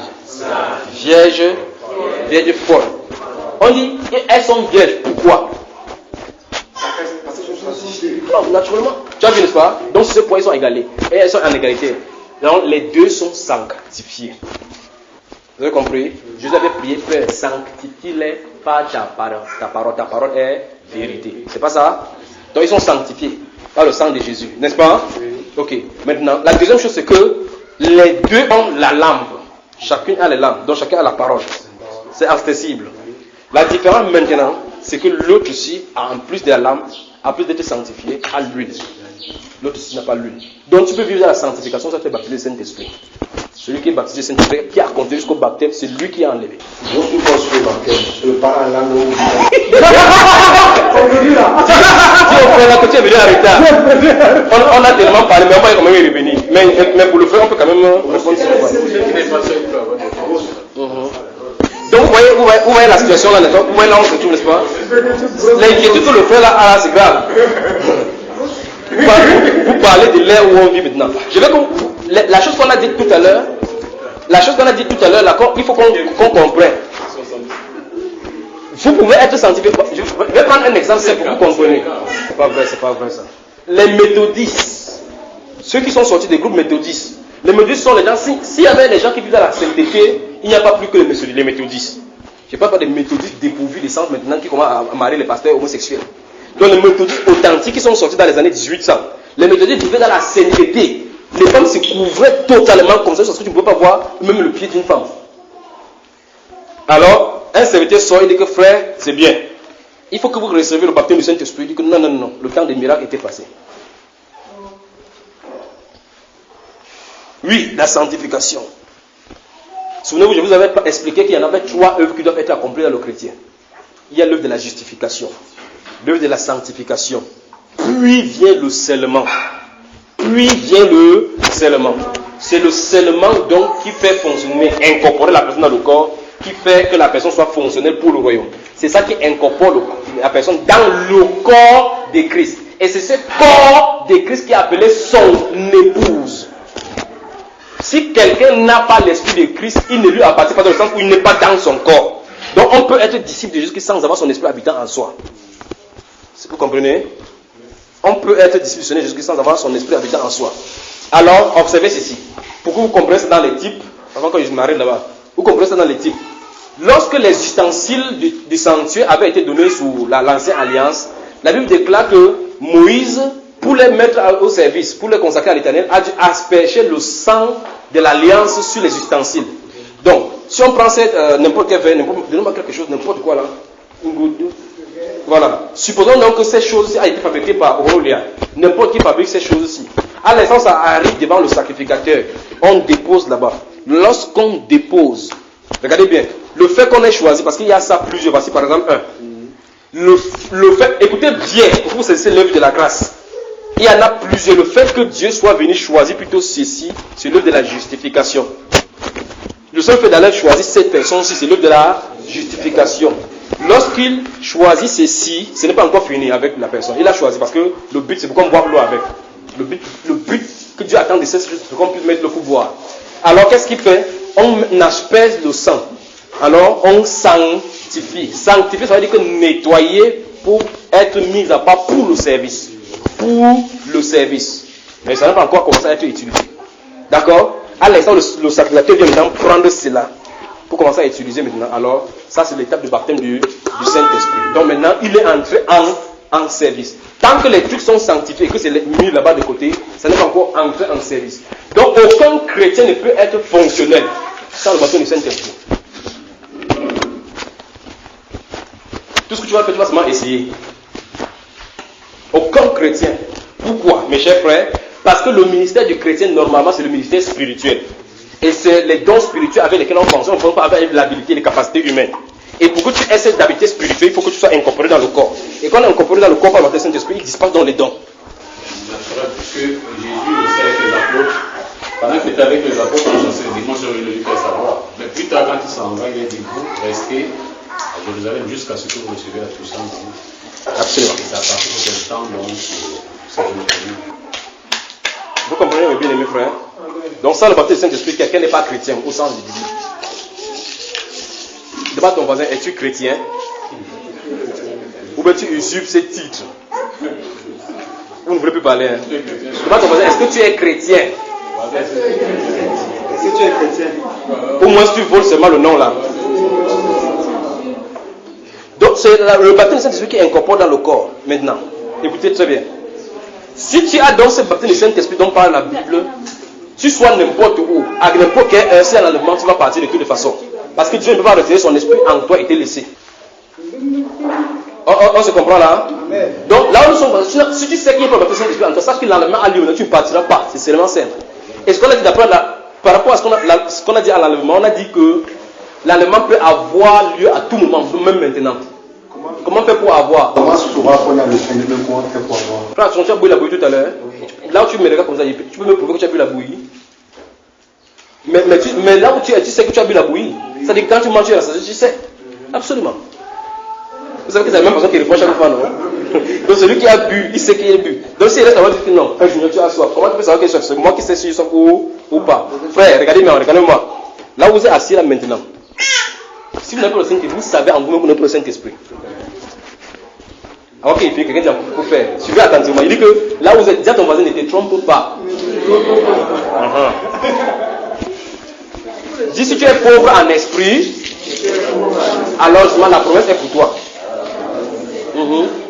J'ai reçu qu'il y a la lumière qui voit votre visage et vos yeux pendant qu'il parle comme ça. Donc s'il n'y a pas le Saint-Esprit habitant à l'intérieur, tu saches que ce qu'on a de bavarder là, Satan va venir t'expliquer. On t'avait dit que quoi là déjà? Donne-moi le coup qu'on t'avait dit. Que quand il va venir, il va faire quoi? Tu dis que tu vas devenir la belle. Yo, on m'en parle. Le baptême de Saint-Esprit. Oui. Parce que j'ai appris que le baptême de Saint-Esprit, c'est pour parler la langue. Voilà. Donc tu vois, après, dans les fuites, ta question, c'est venu finalement, n'est-ce pas? Depuis qu'on règle ce problème, ça va l'inquiéter ici. Maman, qui t'a dit ça? Le pasteur. C'est dans le cours biblique qu'il a dit ça. Hein? Le moment le baptême de Saint-Esprit. Donc, que quand personne parle en langue, c'est qu'elle a reçu le Saint-Esprit. Donc, tu veux qu'il parle alors maintenant, j'explique. Ce n'est pas ce que Dieu lui dit dans la Bible. Si le pasteur a dit ça, il a menti, d'accord? Il y a un verset dans la Bible qui dit que quand tu reçois le baptême de Saint-Esprit, tu vas parler en langue. C'est dans le livre du pasteur là, que c'est écrit comme ça. Pas dans le livre qui est devant toi, d'accord, maman? Ouais. Bien aimé, vous voyez où l'église se retrouve, à cette heure où l'église se trouve? Vous voyez où l'église se trouve, n'est-ce pas? Vous voyez où l'église se trouve? La prochaine séance qu'on va faire, puisque nous sommes en train de parler sur l'enlèvement, on ne peut pas quitter ce thème-ci sans savoir comment être prêt pour l'enlèvement. Qui sera enlevé? Les questions ont été répondues et comment remplir la condition. La condition sine qua non, c'est le baptême du Saint-Esprit. Maintenant, si tu es baptisé du Saint-Esprit maintenant, la vie conséquente va suivre. On est d'accord, n'est-ce pas? Ce n'est pas qu'on essaie de vivre la vie sans être à l'extérieur. On est d'abord avec le baptême avant de vivre la vie. Sinon, on sera en train d'essayer par soi-même, d'accord? Donc, il faut que ça soit clair, il faut qu'on examine. Maintenant, aucun verset dans la Bible ne dit que si tu es baptisé du Saint-Esprit, tu dois nécessairement parler en langue. Aucun verset dans la Bible ne dit cela. Le but du donc, frère, il peut prêcher en même temps. Allumez-moi ici. Je disais même qu'on parle. Merci, regardez-moi maintenant bien. Le baptême du Saint-Esprit n'a pas pour but de parler en langue. Le parler en langue ne signifie pas que tu as non plus reçu le baptême du Saint-Esprit. D'accord? On se comprend? Voilà. Et moi, tu veux partir? Parce que tu arrêtes comme ça. Comme si tu disais que j'arrête. Donc on peut parler de l'enlèvement sans parler de toutes ces choses ici. Il y aura l'enlèvement après cette année de tribulation, après cela va venir le retour du Seigneur Jésus pour juger les gens frappés, ses ennemis, pour détruire tout là, entrer dans le millénaire. Subitement, le règne des mille en va arriver et après cela, le trône de jugement va se passer. D'accord? Voilà, maintenant on rentre dans le truc. Mais on va tourner autour de l'enlèvement. Oui frère? Dans Corinthiens, nul ne peut dire que Jésus est Seigneur sur l'esprit et Christ. Est-ce que tous ceux qui disent Jésus est Seigneur ont forcément l'esprit? Dis à ton voisin qu'il faut comprendre le langage biblique.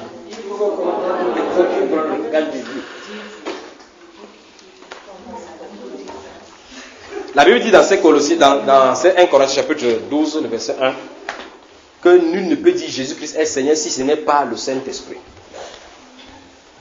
Tu veux lui dire quoi? Tu veux lui dire Jésus est Seigneur. Je vais reposer la question autrement. Frère, tu as le baptême du Saint-Esprit? Il sait, il est sûr de le regarder.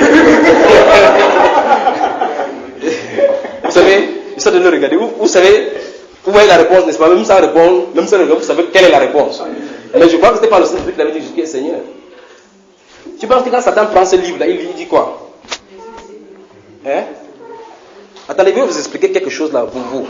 Si vous avez participé dans les gens qui chassent les démons et autres, les messages des démons, je vais vous expliquer quelque chose. Pour que vous compreniez ces choses. Avant vos débats, on prie pour quelqu'un comme ça là. Quelqu'un est possédé. La personne tombe, si vous attendez, il dit Jesus. La personne dit Jesus. Oui, la personne qui est possédée dit Jesus. Ok, puis si ça vous scandalise, il va rentrer dans la parole. Parce que ça, c'est l'expérience. Il rentre dans la parole. Ma Bible me fait comprendre dans le livre des Actes des Apôtres, chapitre 19, à partir du verset 10 en descendant, que plusieurs juifs, les seuls fils de Sceva, sont allés voir un homme dans lequel il y avait des démons. Ils ont commencé à chasser. Voici ce que le démon à l'intérieur de ces personnes leur a dit. Je connais, je sais qui est. Qui prononce, il prononçait quoi? Okay. Le démon prononçait quoi? Ça a fait qu'il tombe un peu comme ça. Ok, je vais vous expliquer maintenant. Le nom Jésus, Yehoshua, a été donné par un démon aux personnes que Dieu s'est choisi à eux, pour que derrière l'autorité de ce nom-là, il dit toute autorité dans le ciel sur la terre m'a été donnée. Allez. Donc s'il dit allez, si à toi il a dit allez, tu fonctionnes. Allez, si on a dit allez, frère, je veux que vous sachiez la différence là maintenant. Il y a la différence entre dire je te chasse au nom de Jésus, au nom de Jésus, au nom de Jésus. Ceci, c'est la récitation. Les gens ici vont donner les mots de tête par la suite. Alors, lorsqu'il ordonne que va, mets la main. Quand tu avances, si quelqu'un a dit va, cette personne-là, l'autorité dans va, est dans le sein de Jésus. Regardez Pierre. Je n'ai ni or, ni argent, ni or à te donner. C'est que j'ai été donné au nom de Jésus-Christ. Comment ça se passe? Ce n'est pas moi. C'est la foi dans le nom de Jésus que son nom a rappelé. Son nom. Si vous comprenez. Donc, prononcer le nom de Jésus-Christ, au nom de Jésus, que les démons chassent, vous allez le voir là-bas. Parce que ce n'est pas la récitation du nom de Jésus. Puisque eux-mêmes, ce que je veux dire, c'est que plus eux-mêmes les démons appellent ce nom-là. Vous me saisissez, n'est-ce pas? Je connais qui tu es. Tu es le fils du Dieu très haut. Vous parlez. Ce n'est pas le démon qui a prononcé ce nom-là devant lui.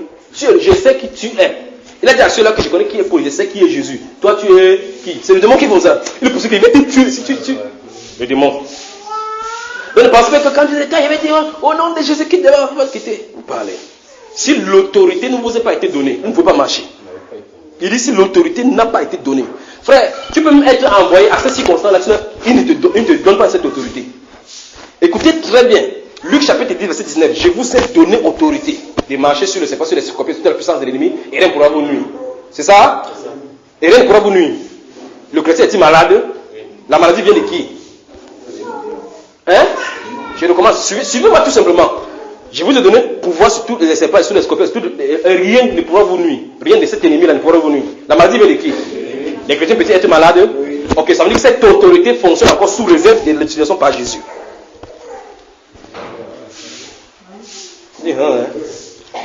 Je vous ai donné le pouvoir. Il faut que j'explique ça charnellement comme se comprendre. Voici, nous sommes assis ici. Voici une télévision, quand quelqu'un dit que c'est sa télévision, il a volé. La loi dit que le policier doit, pour qu'il vienne, il a un mandat de juge qui doit venir pour ces choses-ci. Alors le mandat de juge qui va donner au policier d'entrer, qu'il puisse entrer pour faire les investigations, est délimité par le temps, parce qu'il s'agit d'un cas spécifique. Quand il vient avec ce mandat-là, il présente, il fait ce cas, si ça passe, le lendemain il peut venir avec le même mandat. Pourtant, il est toujours policier. Pourtant, il a reçu le mandat hier. Mais ce mandat ne fonctionne pas dans chaque cas. Il peut sortir de cette maison aussi, aller à l'autre maison, que vous êtes en terre d'arrêt, parce que le juge a donné telle chose. C'est-à-dire, pour chaque puissance de l'ennemi qui vient en devant de toi, c'est Dieu qui se réserve, étant le maître autorité, pour te dire instantanément ce qui doit être fait. Autrement dit, frère, ok, tu as reçu le don de guérison, oui. Ok, guérir toutes les maladies, on voit. C'est possible? Non. Ça veut dire que vous avez saisi alors donc. Ça veut dire que malgré que j'ai des dons des miracles, des dons de guérison, je ne suis pas à même de décider d'utiliser ces dons-là pour guérir n'importe qui. Alors, si je ne suis pas à même d'utiliser ces dons pour guérir n'importe qui, ça veut dire que cette autorité qui m'a été donnée, c'est sous condition, sous son contrôle. Alors, sache que je vais t'utiliser. Alors, voici ce qu'il veut dire, sache que je vais t'utiliser à tout moment quand je le veux. Alors, quand il voit quelqu'un qui veut et qui désire guérir, que va vers cette personne, va guérir. Alors, son autorité fonctionne au travers de toi. Vous commencez à comprendre? C'est là que vous allez voir, les gens peuvent être guéris. On prie pour chaque personne. Certaines personnes sont guéries, certaines ne sont pas guéries. Peut-être ce n'est pas celui-ci qui a prié pour que la personne guérit. Peut-être la guérison viendra plus tard. Peut-être. Ça continue ça. Vous comprenez, frère? Ok. Donc le nom de Jésus-Christ n'est pas l'amulette ou bien le charme qu'on doit réciter. Ce n'est pas ça. La première chose qui est sur le cœur, c'est observer d'abord dans votre cœur au plus profond de vous si vous aimez réellement Dieu. C'est d'abord la chose. Si vous observez, si vous aimez Dieu, si vous aimez Dieu, vous n'allez pas le chercher pour quelque chose. Si vous aimez Dieu de la bonne façon, vous devez savoir que vous n'êtes pas fait pour l'enfer. Si vous aimez Dieu tout simplement, vous allez savoir que vous n'êtes pas fait pour l'enfer. Si vous l'aimez. D'accord? Donc ce qu'il faut pour le chrétien, c'est le baptême du Saint-Esprit. La sanctification est la porte par excellence pour l'obtenir. La sanctification est la porte par excellence. C'est-à-dire que lorsque tu es sauvé, c'est-à-dire que tu as été racheté par la parole, lorsque tu avances dans la sanctification, ça suppose que c'est la route par excellence pour obtenir le baptême du Saint-Esprit. C'est la route par excellence. Il dit bien c'est la route par excellence pour avoir le baptême du Saint-Esprit. Le véritable problème, c'est que les gens marchent dans la voie de la sanctification, ils y restent. Ils croient que peut-être comme maintenant, par la grâce de Dieu, ils ne pêchent plus, ils disent que c'est ça.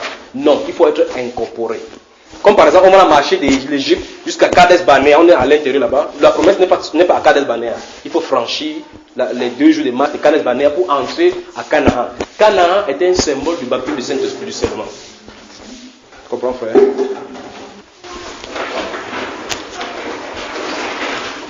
Frère, on n'a pas terminé, on reste samedi.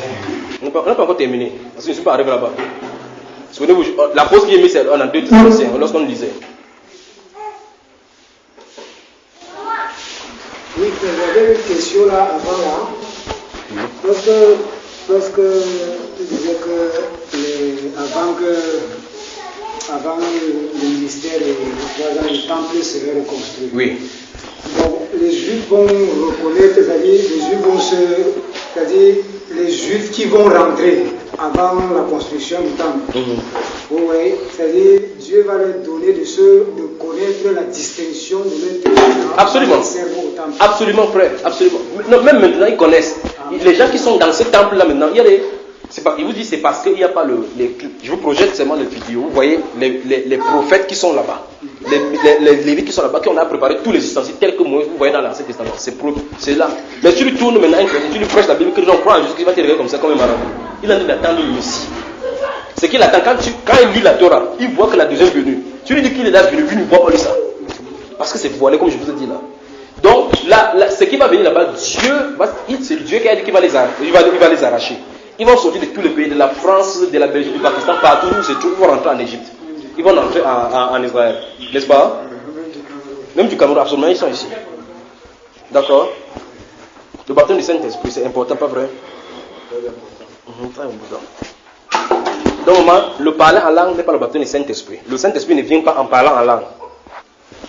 N'est-ce pas, maman? Voilà. Il commence à sentir dans les cœurs maintenant qu'on est fatigué. Ou bien j'avance, ou bien faire une autre pause, on avance.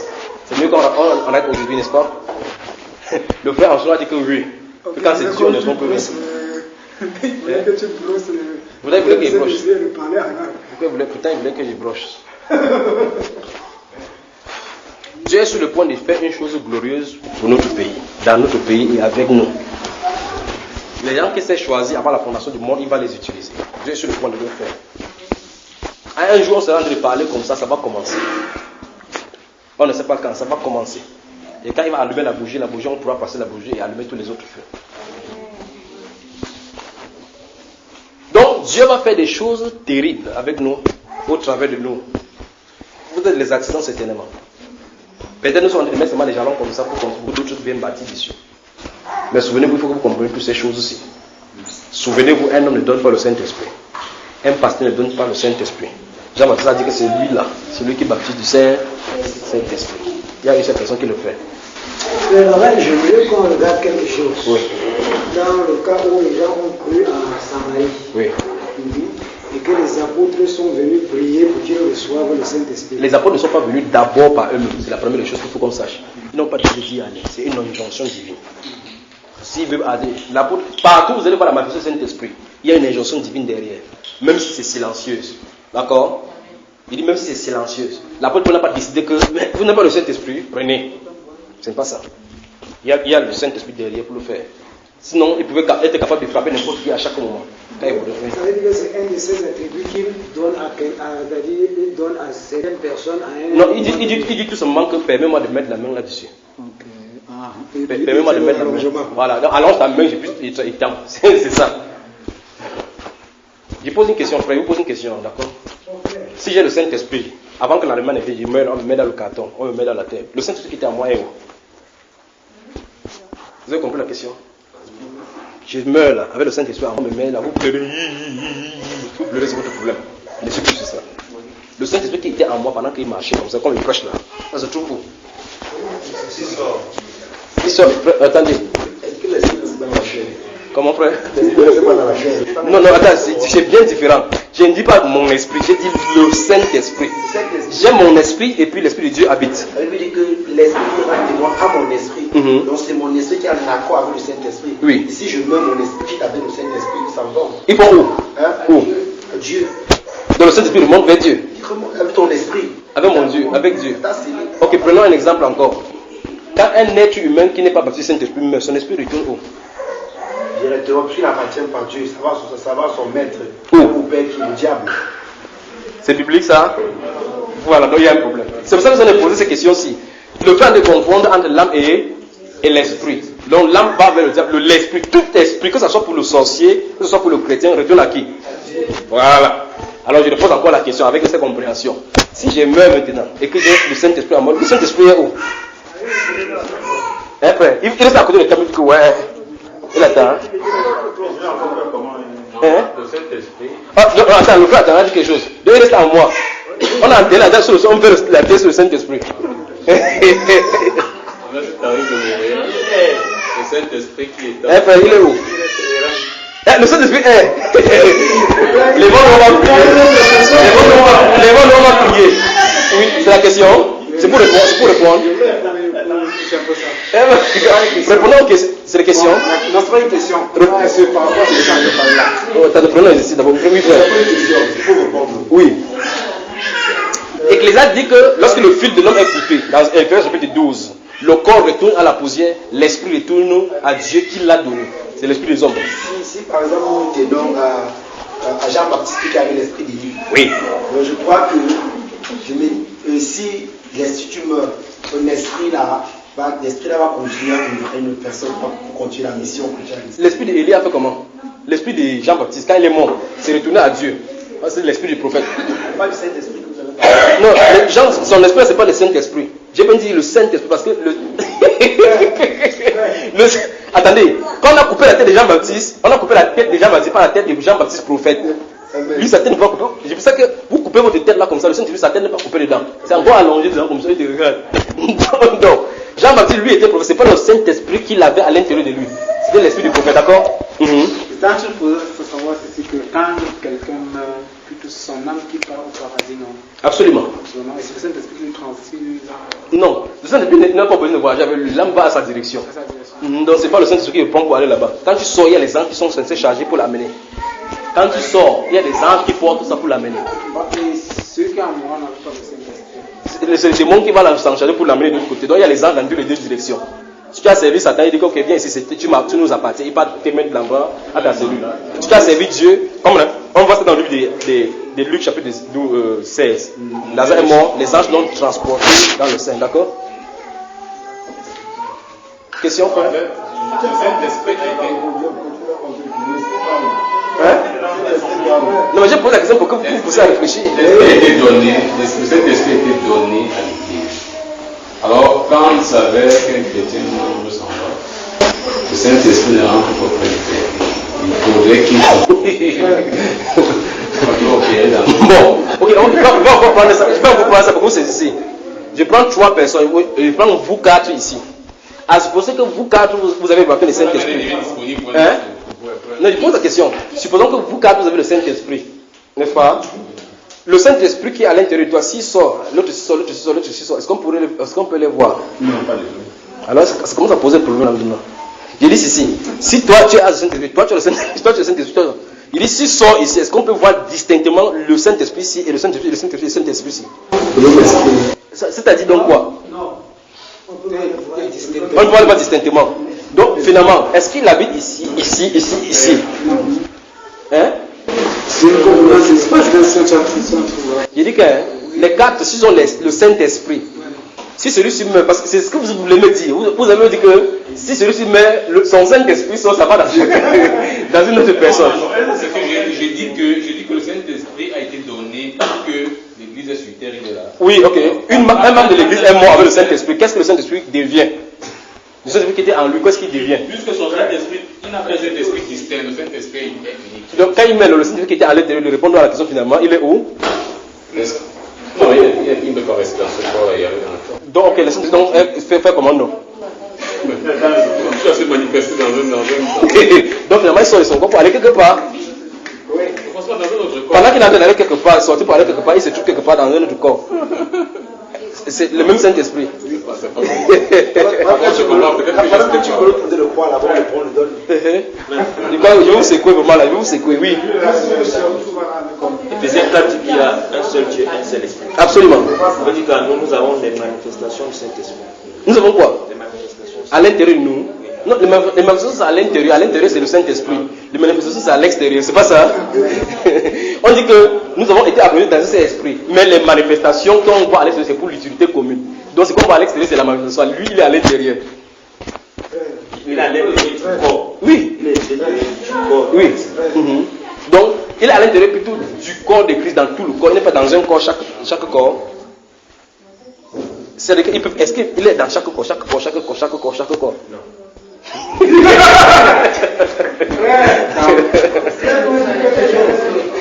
Non mais la Bible déclare que quand l'apôtre Paul a imposé les mains, le Saint-Esprit est descendu sur eux aussi, n'est-ce pas? Vous allez avoir des problèmes ici. Non, on va parler. Ce sont des questions, justement vous titillez pour que vous réfléchissez. Oui. Quand tu mets le Saint-Esprit avec toi, donc on enterre le Saint-Esprit. Donc ça n'est pas grave. Les frères sont éveillés. Bon, le Saint-Esprit. Le Saint-Esprit est descendu dans le but de finir son travail avant de rentrer. Oui. Alors lorsque quelqu'un meurt, oui. Lorsque quelqu'un meurt. Ne continue pas comme ça, tu blasphèmes. Hein? Non. Okay. La Bible dit que Dieu préserve toujours un faible reste. Oui. Quelque part. Oui. Amen. Lorsque quelqu'un meurt, le Saint-Esprit est dans le faible reste qui est vivant. Oui, attends, il pose des questions. Le membre là où l'esprit qui était à l'intérieur de lui fait comment quand on veut l'enterrer? L'esprit qui était dans son corps. Vous tournez, vous ne répondez pas. Je suis là, il marche là, il parle, il est à l'intérieur, n'est-ce pas? Oui. Si j'expire là, le Saint-Esprit que j'avais à l'intérieur de moi est où? C'est la question. Ça va continuer avec une autre personne, mon frère. En continuant, donc ça sort de moi. Tu as espéré on va prier. On dit que tu as reçu le baptême de Saint-Esprit. Qui? Avant que le Saint-Esprit est dans toi. Oui. Si tu ne reçois pas le baptême de Saint-Esprit, le Saint-Esprit n'est pas dans toi. Non? Oui. Et le moment que tu laisses la parole de Dieu, le Saint-Esprit quitte sur toi. Non? Vous avez entendu les options, non? vous avez vu pourquoi on a besoin de réformer? Tu as besoin de réformer. Donc, c'est des telles choses comme ça en enseignement. Le problème, ce n'est pas toi, c'est les enseignements. Donc, les gens pensent que Dieu peut donner le Saint-Esprit à quelqu'un, un jour il l'arrange. Quelqu'un va te demander que quand Dieu dit que ceux qui persévèrent, puisque nous, qui avons la prédestination, nous croyons. Oui. Nous croyons qu'un prédestiné pas peine de salut. Oui. Le prédestiné pas le quitter. Oui. Qui donc va alors blasphémer? Qui donc? Pourquoi qui donc va blasphémer donc? Il ne donne pas d'abord, il ne donne pas l'ordre d'abord. C'est quand Jésus parle par rapport au blasphème, il ne parle pas d'abord à l'église. Il parle parce qu'il avait guéri, ses disciples sont ici. Les disciples n'ont pas parlé quoi que ce soit. Ce sont les pharisiens qui ont dit ces choses. Les membres de l'église ne peuvent pas blasphémer contre Jésus. La première chose. La deuxième chose, c'est ceci, c'est que lorsqu'on dit, c'est pour ça qu'on a parlé dans Matthieu 24, là qu'on a vu les fonds en comble. Lorsqu'il dit, celui qui se persévérera jusqu'à la fin seront sauvés, ce n'est même pas d'abord à l'église qu'il est en train de le faire. C'est pas à l'église. Oui, frère! C'est vrai que le problème.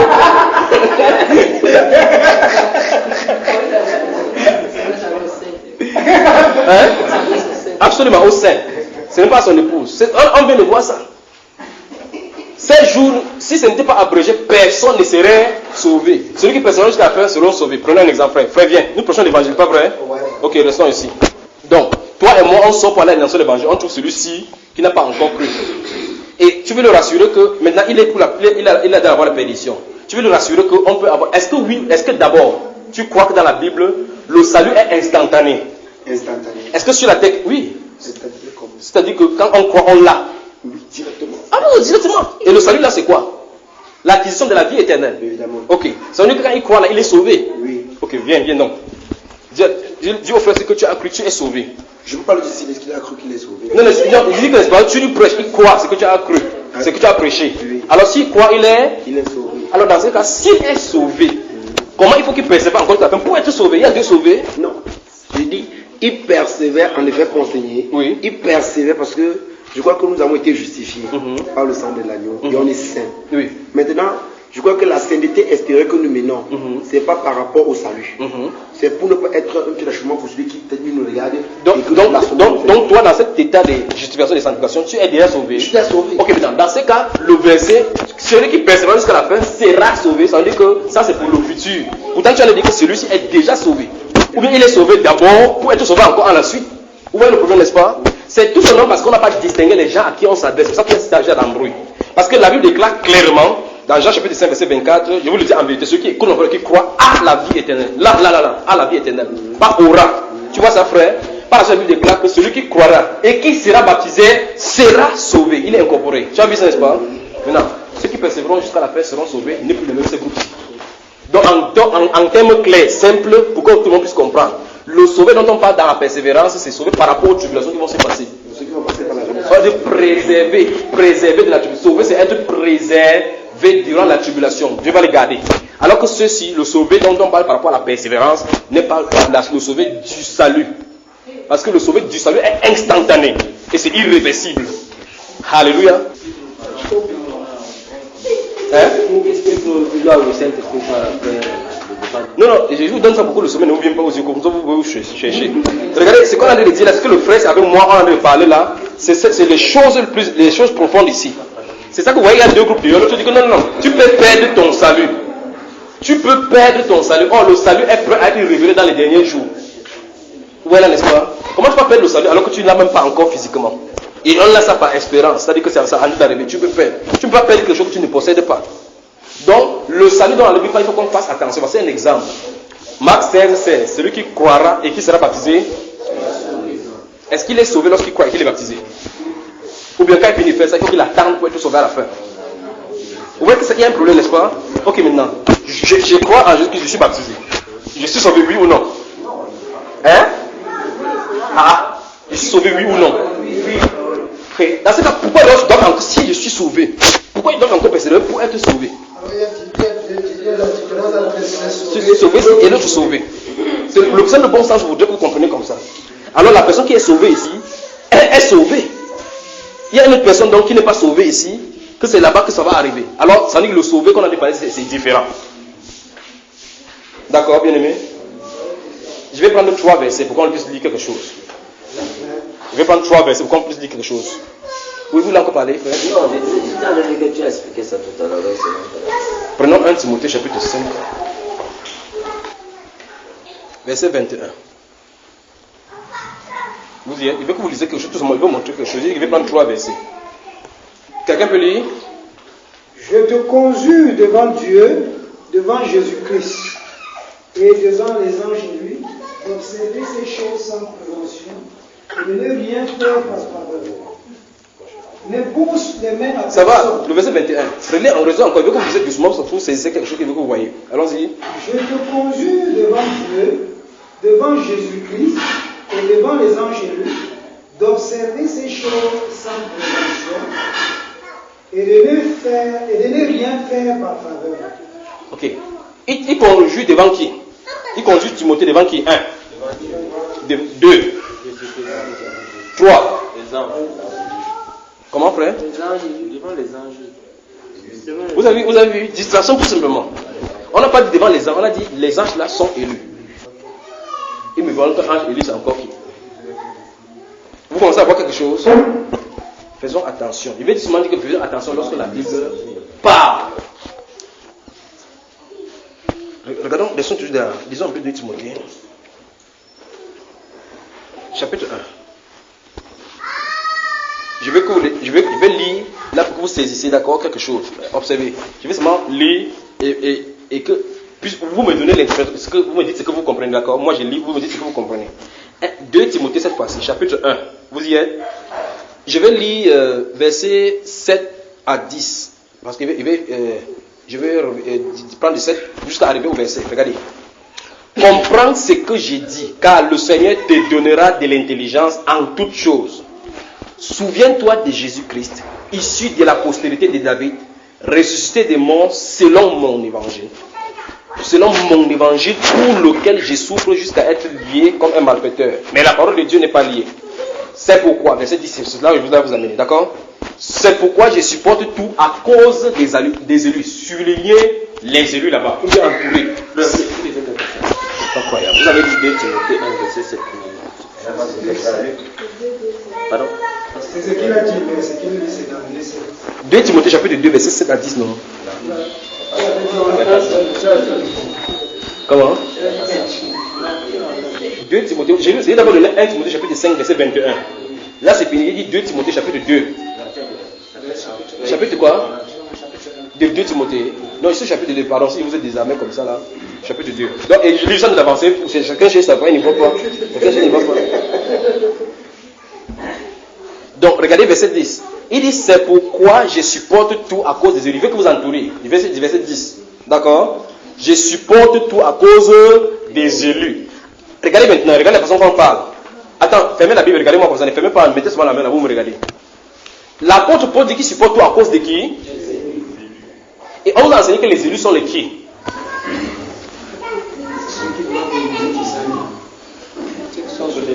Ceux qui sont à haute voix. Ceux qui sont sauvés.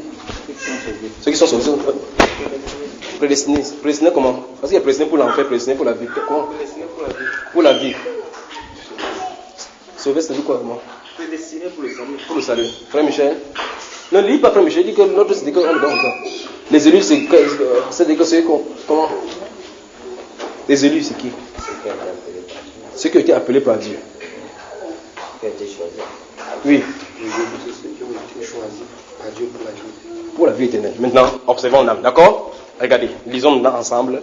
C'est pourquoi je supporte tout à cause des élus, afin qu'eux aussi obtiennent le salut qui est en Jésus-Christ avec la gloire éternelle.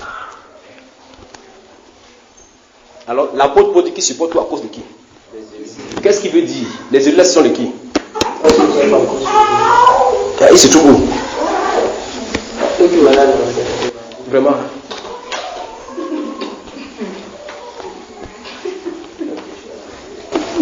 Ok. Avance dans Romains chapitre 9. Ça me dit que par la parole de Dieu si.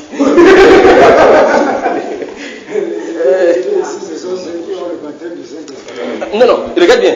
Il a dit ici, regardez bien, ne permet pas ces 2 Timothée pour que vous compreniez. C'est là où justement je vais vous dire que lorsque vous allez voir Élie chaque fois, c'est pour ça qu'il a pris quelque part où on a parlé de l'ange cette fois-ci. Pour que vous fassiez attention lorsqu'on en est les lire. Au fur et à mesure, j'ai entraîné seulement votre intelligence à lire maintenant la Bible avec attention.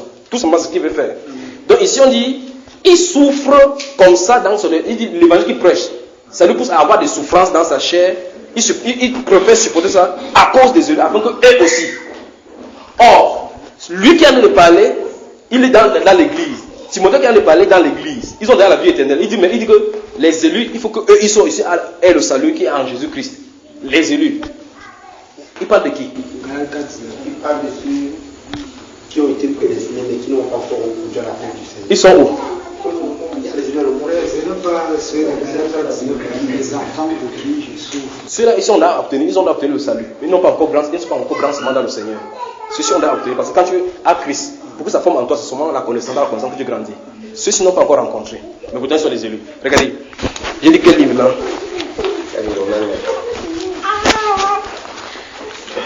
On va lire la Bible là. Ok. Alors chapitre 11. Maintenant pour que vous voyez la chose, d'accord, mes bien-aimés. Regardez. Romains chapitre 11. Romains chapitre 11. Je vais lire. Quand il va lire, maintenant vous allez comprendre de quoi l'apôtre Paul allait parler, d'accord? C'est lui qui a écrit dans le livre de Timothée. Là. Regardez. Romains au chapitre 11. Je vais lire à partir du verset... Romains chapitre 11 à partir du verset 13. À partir du verset 13, regardez. Je vous le dis à vous païens. en tant qu'apôtre des païens, je suis, vous y êtes, je glorifie, vous y êtes, je glorifie mon ministère, je glorifie mon ministère, afin s'il est possible d'exciter la jalousie de ceux de ma race et d'en sauver quelques-uns. Vous avez suivi ce que l'apôtre voulait parler de l'autre côté, n'est-ce pas? Les élus dont il parle à Timothée, ce sont les Juifs. Hein, nous avons la première chose qui c'est clair, mais qu'est-ce qu'il veut dire? Ceux qui sont du côté des chrétiens, ils ont déjà la vie éternelle. Ceux-ci sont élus. Et remarquez très bien, il va dire que, dans le chapitre 9, on a lu la dernière fois, il a dit que pour ce qui est de l'évangile, ils sont ennemis, mais ils sont ennemis à cause de leur fait, parce que ce n'est pas élection. Vous voyez là, n'est-ce pas? Mais ici, l'apôtre Paul dit qu'il désirait que chez les païens, que les gens de temps en temps viennent par rapport à ce qui est dans la Jésus-Christ, pour qu'ils viennent toucher la gloire qu'ils sont. C'est vrai qu'ils sont élus, mais qu'ils viennent incorporer dans le corps. Oui, c'est pour ça qu'il a dit qu'il fait tout, il supporte tout à cause des élus. Donc, on tape peu n'importe comment, il intercède pour sa nation, pour sauver quelques-uns. Voilà, en prenant ces versets, ce qu'il a dit dans Timothée, on commence à comprendre. Voilà, n'est-ce pas? Donc, les élus dont il parle, ce sont des Juifs. Maintenant, votre Matthieu chapitre 24 dit, il dit que si ces jours n'étaient abrégés, personne ne serait sauvé. Mais à cause des élus, les Juifs, ça sera sauvé. Ça sera abrégé. À cause d'eux. Parce qu'il va préserver sa nation, il va descendre il va écouter la tâche. Regardez combien d'années l'Église a eu le temps de grâce et de persécutions. Et tout durant ici, il y a des persécutions et des tribulations. On a tué des chrétiens ici pendant plus de 1000 ans. Vous savez ça, hein? On a tué des millions de chrétiens là-bas durant des millénaires. Là-bas dans la période de grâce. Pour les Juifs. Les tribulations qui vont venir durant ces 7 ans-ci là, les douleurs que le temps du monde a d'ailleurs pris, ça ne sera même pas commensurable. C'est-à-dire que le poids ne peut pas être mesuré. Voilà pourquoi Dieu a abrégé ça en une semaine. 7 ans. Ouais, vous comprenez là, n'est-ce pas? Donc c'est à cause des Juifs, la présence des Juifs, justement, à cause de l'amour qu'il a pour eux, pour son intérêt, point. Il désire la paix en son sein. À cause de ça, c'est pour ça qu'il a abrégé le jour que ce soit comme ça. Alors maintenant, quand les prédicateurs disent à cause des élus, non, c'est parce que justement à cause de nous qu'on va abréger. Il a les dit par là que quand les Juifs seront là, il sera aussi sur la terre. Il ne comprend pas ce qu'il a dit. Donc l'utilisation des élus dans la Bible est utilisée tantôt pour les chrétiens qui sont en Jésus-Christ et qui seront enlevés. Tantôt pour les Juifs, le peuple juif que Dieu a connu d'avance. Tantôt pour les anges tels qu'on a vu, tantôt pour Jésus-Christ lui-même en personne. Vous comprenez la France?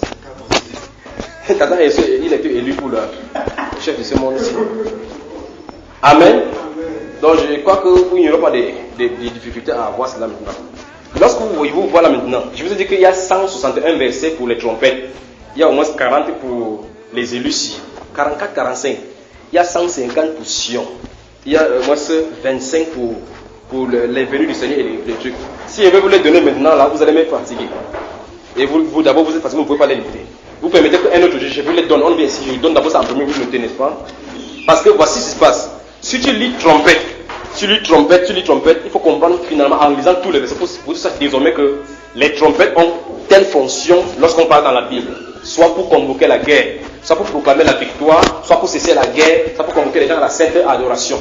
Est-ce que vous saisissez? Soit pour envoyer les plaies. Vous catégorisez comme ça, comme ça, dire quand la dernière trompette sonnera.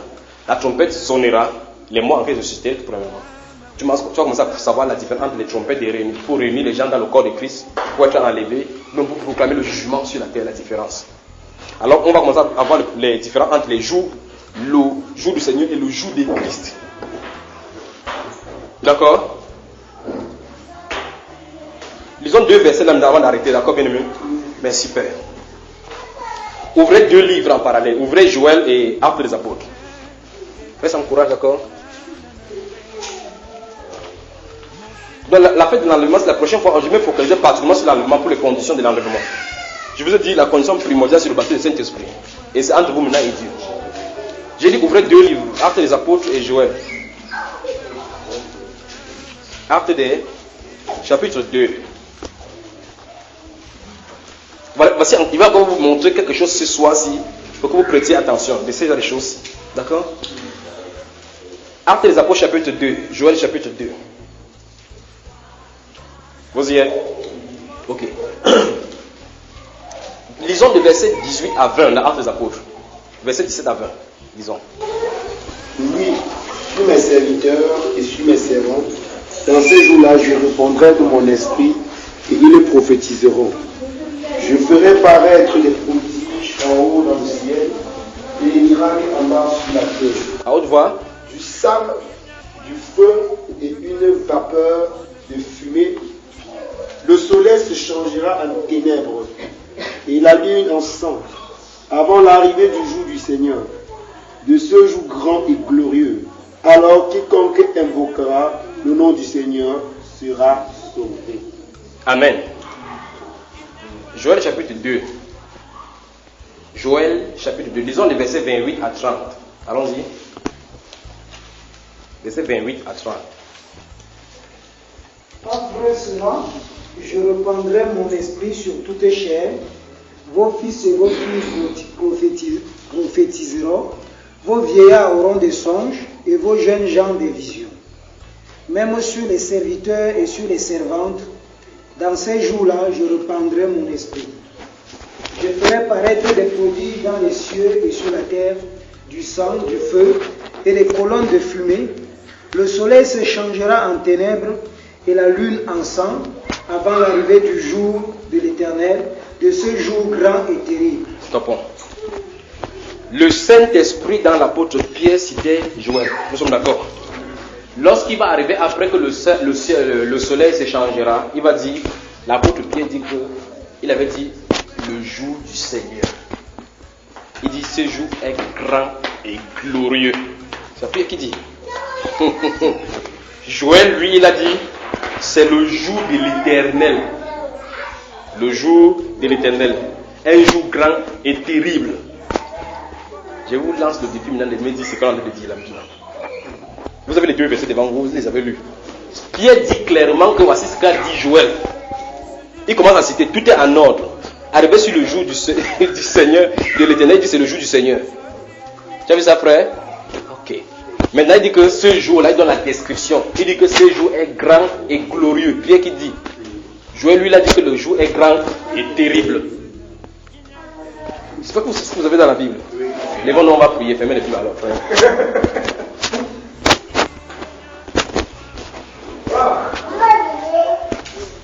On va prier. Ok. Chez Joël là-bas. Là, c'est pas le sommet. Frère, ça n'a pas sommet. Voilà. Chez Joël, il parle d'un jour glorieux, ça c'est pour les Juifs. Oui. Oui. Hein? C'est ça, je pense. Comme tu penses seulement, maintenant tu n'es pas sûr, donc mieux quand tu médites. Mieux s'il a dépensé, c'est mieux il ne médite pas vrai. Je vous ai vu qu'il a dit grand et terrible ici, on dit ici grand et glorieux. Tu n'as pas encore remarqué. C'est pour ça qu'il dit que vous allez lire la Bible autrement. Comment? Glorieux pour les uns et un terrible pour les autres. On peut prier. Père, nous te remercions, nous te rendons gloire pour tout ce que tu fais pour nous. Merci pour cette préparation, pour cette nourriture que tu nous donnes de distribuer pour tes enfants au temps convenable. Tu avais dit quel est ce serviteur que tu as établi sur les gens pour donner la nourriture au temps convenable. Mais le temps est convenable, Père de gloire, afin qu'ils reçoivent cette nourriture pour les préparer pour ta venue. Nous prions au Dieu de gloire qu'il puisse assigner cette nourriture afin qu'ils soient au Dieu de gloire prêts à ta venue et qu'ils te reçoivent afin qu'ils ne reçoivent pas cette autre marque de l'Antéchrist. Je prie, Père de gloire, que cette nourriture fasse en nous ce qui est censé faire. J'ai pris par-dessus toutes choses, Seigneur Dieu de gloire, que tu nous donnes de prendre au sérieux tes avertissements, ta parole, et que tu fasses en nous ce que tu peux faire au travers de chacun de nous. Prends chacune des vies ici, Père de gloire, prends chaque cœur pour toi, et manifeste ta gloire au travers d'elle au nom du Seigneur Jésus de Nazareth. J'ai pris au Dieu de gloire que dans l'existence, tout ce que nous avons entendu, j'ai pris que tu te révèles encore à chacun de nous, et que tu donnes encore au Dieu de gloire de comprendre plus en profondeur ta parole afin de t'aimer et de servir comme toi tu le veux. Je prie de gloire que tu rends ministère à chacun dans les nuits, durant ces semaines, jusqu'à ce que nous la rencontrions encore. Avant nous la Père, je tenais le combat entre tes mains. Tu nous as amenés jusqu'ici. Ramène-les sur les ailes du Seigneur, Jésus de Nazareth. Amen. Amen. Que le Seigneur te bénisse, mon bien-aimé. Que le Seigneur te bénisse. Que le Seigneur te bénisse. Que le Seigneur te bénisse.